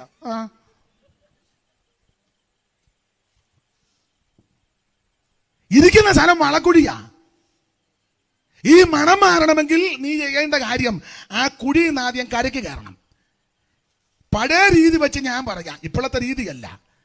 ആ കുഴിയിൽ നിന്ന് കയറി വന്ന് നീ വെള്ളമുള്ള സ്ഥലത്ത് വന്ന് കുളിക്കണം. ഞങ്ങളുടെ കുട്ടനാടൻ ഭാഷ പറഞ്ഞ അടിച്ച് നനച്ച് കുളിക്കണം. പഴയ രീതിയാ. ലൈഫോയി സോപ്പ് ഉണ്ടെങ്കിൽ ഒരെണ്ണം അങ്ങ് തീർത്തോ. കാരണം പരുവക്കേടായ കുഴിക്കകത്താണ് നീ ഇരുന്നത്. നല്ലതുപോലെ കുളിച്ച് ലൈഫോയി സോപ്പും ഒക്കെ ഇട്ട് കുളിച്ച് കരയ്ക്കോട്ട് വന്ന് വീട്ടിൽ വന്നേച്ച പഴയ കുട്ടിക്കൂറ ഉണ്ടല്ലോ, കുട്ടിക്കൂറ. അതൊന്നും ഇപ്പം അറിയാൻ മേല. പുട്ടുകുറ്റി പോലെ ഇരിക്കുന്ന പൗഡർ ടിന്ന് കുട്ടിക്കൂറ രസം കണ്ടിട്ടില്ലേ? കൊള്ളാം. എനിക്ക് ഇപ്പോഴത്തെ ആൾക്കാരുടെ ഈ അഹങ്കാരം കാണുമ്പോൾ എനിക്കങ്ങ് പഴയതൊന്നും ഇപ്പം ചിലക്ക് ഓർമ്മയില്ല. നിനക്കൊരു നല്ല വീടുണ്ടായിരുന്നോ? നിന്റെ പിള്ളേർ ഇപ്പം അമേരിക്കയിലും പേർഷ്യയിലും ഗൾഫിലും ഒക്കെ പല സ്ഥലങ്ങളിൽ പോയില്ലേ ഇപ്പം നല്ല വീട്? പണ്ട് ആനവായം വരെയല്ലായിരുന്നോ? പറ, ആനവായം വര ചാണകം മെഴുകിയ ഇല്ലേ, നിലന്തല്ലി കൊണ്ട് അടിച്ചുറപ്പിച്ച്. ഇപ്പം ചിലരുടെ ഈ അഹങ്കാരം കാണുന്നതായി സഹിക്കാൻ മേലാത്തത്. പണ്ടൊരു വണ്ടി ഉണ്ടായിരുന്നോ? ഞങ്ങളുടെ മധുരമ്പകയിലെ കുഞ്ഞുപ്പാപ്പൻ ഒരാളെ പറ്റി പറഞ്ഞു, ഇവൻ എന്നാ കാറ് കാണാൻ തുടങ്ങിയത്? കാറ് ഞാൻ പറഞ്ഞു എനിക്കറിയത്തില്ല. ഇവന് പണ്ട് കാറ് എന്തോ കാറ്, അവന് മഴക്കാറായിരുന്നെന്ന്. എന്നാൽ ഈ കാറും വണ്ടിയൊക്കെ കാണാം. അപ്പൊ അഹങ്കാരം പാടില്ല. ദൈവം തരുന്ന നന്മയ്ക്കായിട്ട് സ്തോത്രം ചെയ്തോണം. പക്ഷെ പഴയതൊന്നും മറക്കരുത്. അതൊക്കെ ഓർത്ത് ദൈവത്തിന് സ്തോത്രം ചെയ്യണം. അപ്പൊ ശ്രദ്ധിക്കുക, ഈ വളക്കുഴിക്കകത്തിരുന്ന് ഒരുത്ത മണത്തിനായി വർത്തി കൊളുക്കുന്നു. അടുത്ത വരിക, വേഗുന്ന വീടിനകമേ ഇരുന്ന് വിശ്രാന്തി തേടുന്നു വിവേകഹീനൻ. പെരക്ക് തീ പിടിക്കുക, നടുമുറിയും തായ്പരയും ചായ്പ് ഇറവാരും എല്ലാം കത്തി ഇറങ്ങുമ്പോൾ ഒരുത്തൻ ആ മുറിക്കകത്തിരുന്ന് പാള കൊണ്ട് വീശുന്നു, ചൂടാന്ന്. വേഗുന്ന വീടിനകമേ ഇരുന്ന് വിശ്രാന്തി തേടുന്നു വിവേകഹീനൻ. പെര കത്തിക്കൊണ്ടിരിക്കുക, അവൻ അതിന് പാള മുറിച്ച് വീശിയാൽ വല്ലതും ഉഷ്ണം മാറുമോ? നീ ചെയ്യേണ്ട കാര്യം വീട്ടിൽ നിന്ന് ഇറങ്ങി ഓടണം. മനസ്സിലായി കാണും. രക്ഷിക്കപ്പെട്ടവൻ രക്ഷിക്കപ്പെട്ട അവിടെ തന്നെ നിൽക്കരുത്, നീ മിശ്രയും വിടണം. അപ്പൊ ശ്രദ്ധിക്കുക, ആരെ ആരാധിക്കണം? യേശുവിനെ ആരാധിക്കണം. ആരെ ആരാധിക്കരുത്? വേറെ ആരെ ആരാധിക്കരുത്. ആരാണ് ആരാധിക്കേണ്ടത്? അത് പറഞ്ഞങ്ങ് നിർത്തുക. അപ്പൊ ഈ മിശ്രയിമിൽ ഇവര് ജീവിച്ചു, രക്ഷിക്കപ്പെട്ടു, മിശ്രയും വിട്ട് മുമ്പോട്ട് വന്ന് ചെങ്കടൽ കടന്നു. വാക്യങ്ങളെല്ലാം എടുപ്പിക്കുന്നില്ല, അറിവുള്ള ഭാഗമാണ് ചെങ്കടല്. സ്നാനം കൊരിന്ത്യലേഖനോ റോമാലേഖനോ പത്രോസിന്റെ ലേഖനോ എല്ലാം കൂടെ ചേർത്തങ്ങോട്ട് പിടിച്ചാൽ ഇത് സ്നാനത്തിനൊരു മുൻകുറിയാണ്. എങ്ങനത്തെ സ്നാനം? വെള്ളത്തിൽ മുങ്ങി സ്നാനപ്പെടണം. തളിക്കാനൊന്നും വേദപുസ്തകത്തിൽ വാക്യമില്ല, കുടയാൻ വാക്യമില്ല, ഇങ്ങനെ മെഴുക്കിയെടുക്കാൻ വേദപുസ്തകത്തിൽ വാക്യമൊന്നുമില്ല. യേശുവിനെ കൊണ്ടുപോയത് സ്നാനപ്പെടുത്താനേ, ബാബോ കരയരുതേ, സ്നാനപ്പെടുത്താൻ അങ്ങനൊന്നും അല്ലത്. യേശു നടന്നു വന്നെന്നാണ് എഴുതിയേക്കുന്നത്. വിശ്വസിക്കാൻ പ്രാപ്തിയുള്ളവരും പ്രായമായുള്ളവരും യോഗ്യമായവരെ സ്നാനപ്പെടുത്തണം. അപ്പൊ ചുരുക്കി പറഞ്ഞാൽ ചെങ്കടൽ കടന്നു, അത് സ്നാനമാണ്. അപ്പൊ രക്ഷിക്കപ്പെട്ടു കുഞ്ഞാടിനെ അകത്ത്. ചെങ്കടൽ കടന്നു, സ്നാനം. ചെങ്കടൽ കടന്ന് അക്കരെ കയറി കഴിഞ്ഞപ്പോഴാ തപ്പെടുത്ത് നൃത്തം ചെയ്ത് ഇവർ ദൈവത്തെ മഹത്വപ്പെടുത്തി ആരാധിച്ചത്. അർത്ഥം ഇത്രയേ ഉള്ളൂ, 430 വർഷം മിസ്രയീമിൽ കടന്നിട്ട് ഒറ്റ ദിവസം പോലും ആരാധിച്ചൊന്നൊരു വാക്യമില്ല. ശാപ്പാട് കഴിച്ചെന്ന് ഇഷ്ടം പോലെ വാക്യമുണ്ട്, ആരാധിച്ചൊന്നൊരു വാക്യമില്ല. പിന്നെ ആരാധിച്ചത് എപ്പോഴാ? രക്ഷിക്കപ്പെട്ട് ചെങ്കടൽ സ്നാനപ്പെട്ട് അക്കരെ കയറി കഴിഞ്ഞപ്പോഴാണ് ആരാധിച്ചത്. ആ ആരാധനയാണ് ദൈവത്തിന് പ്രസാദമുള്ള ആരാധന. അങ്ങനെയെങ്കിൽ എന്നെ കേൾക്കുന്ന പ്രിയരോട് പറയാ, രക്ഷിക്കപ്പെട്ട് പിതാവിൻ്റെയും പുത്രൻ്റെയും പരിശുദ്ധാത്മാവിൻ്റെ നാമത്തിൽ വെള്ളത്തിൽ മുങ്ങി സ്നാനപ്പെട്ട് മറുകര കയറി ആരാധിക്കുന്ന ആരാധനയിലാണ് ദൈവപ്രസാദം വെളിപ്പെടുന്നത്. ഇന്ന് രാത്രി ആ ആരാധനയ്ക്കായി ജനത്തെ ദൈവം ഒരുക്കട്ടെ.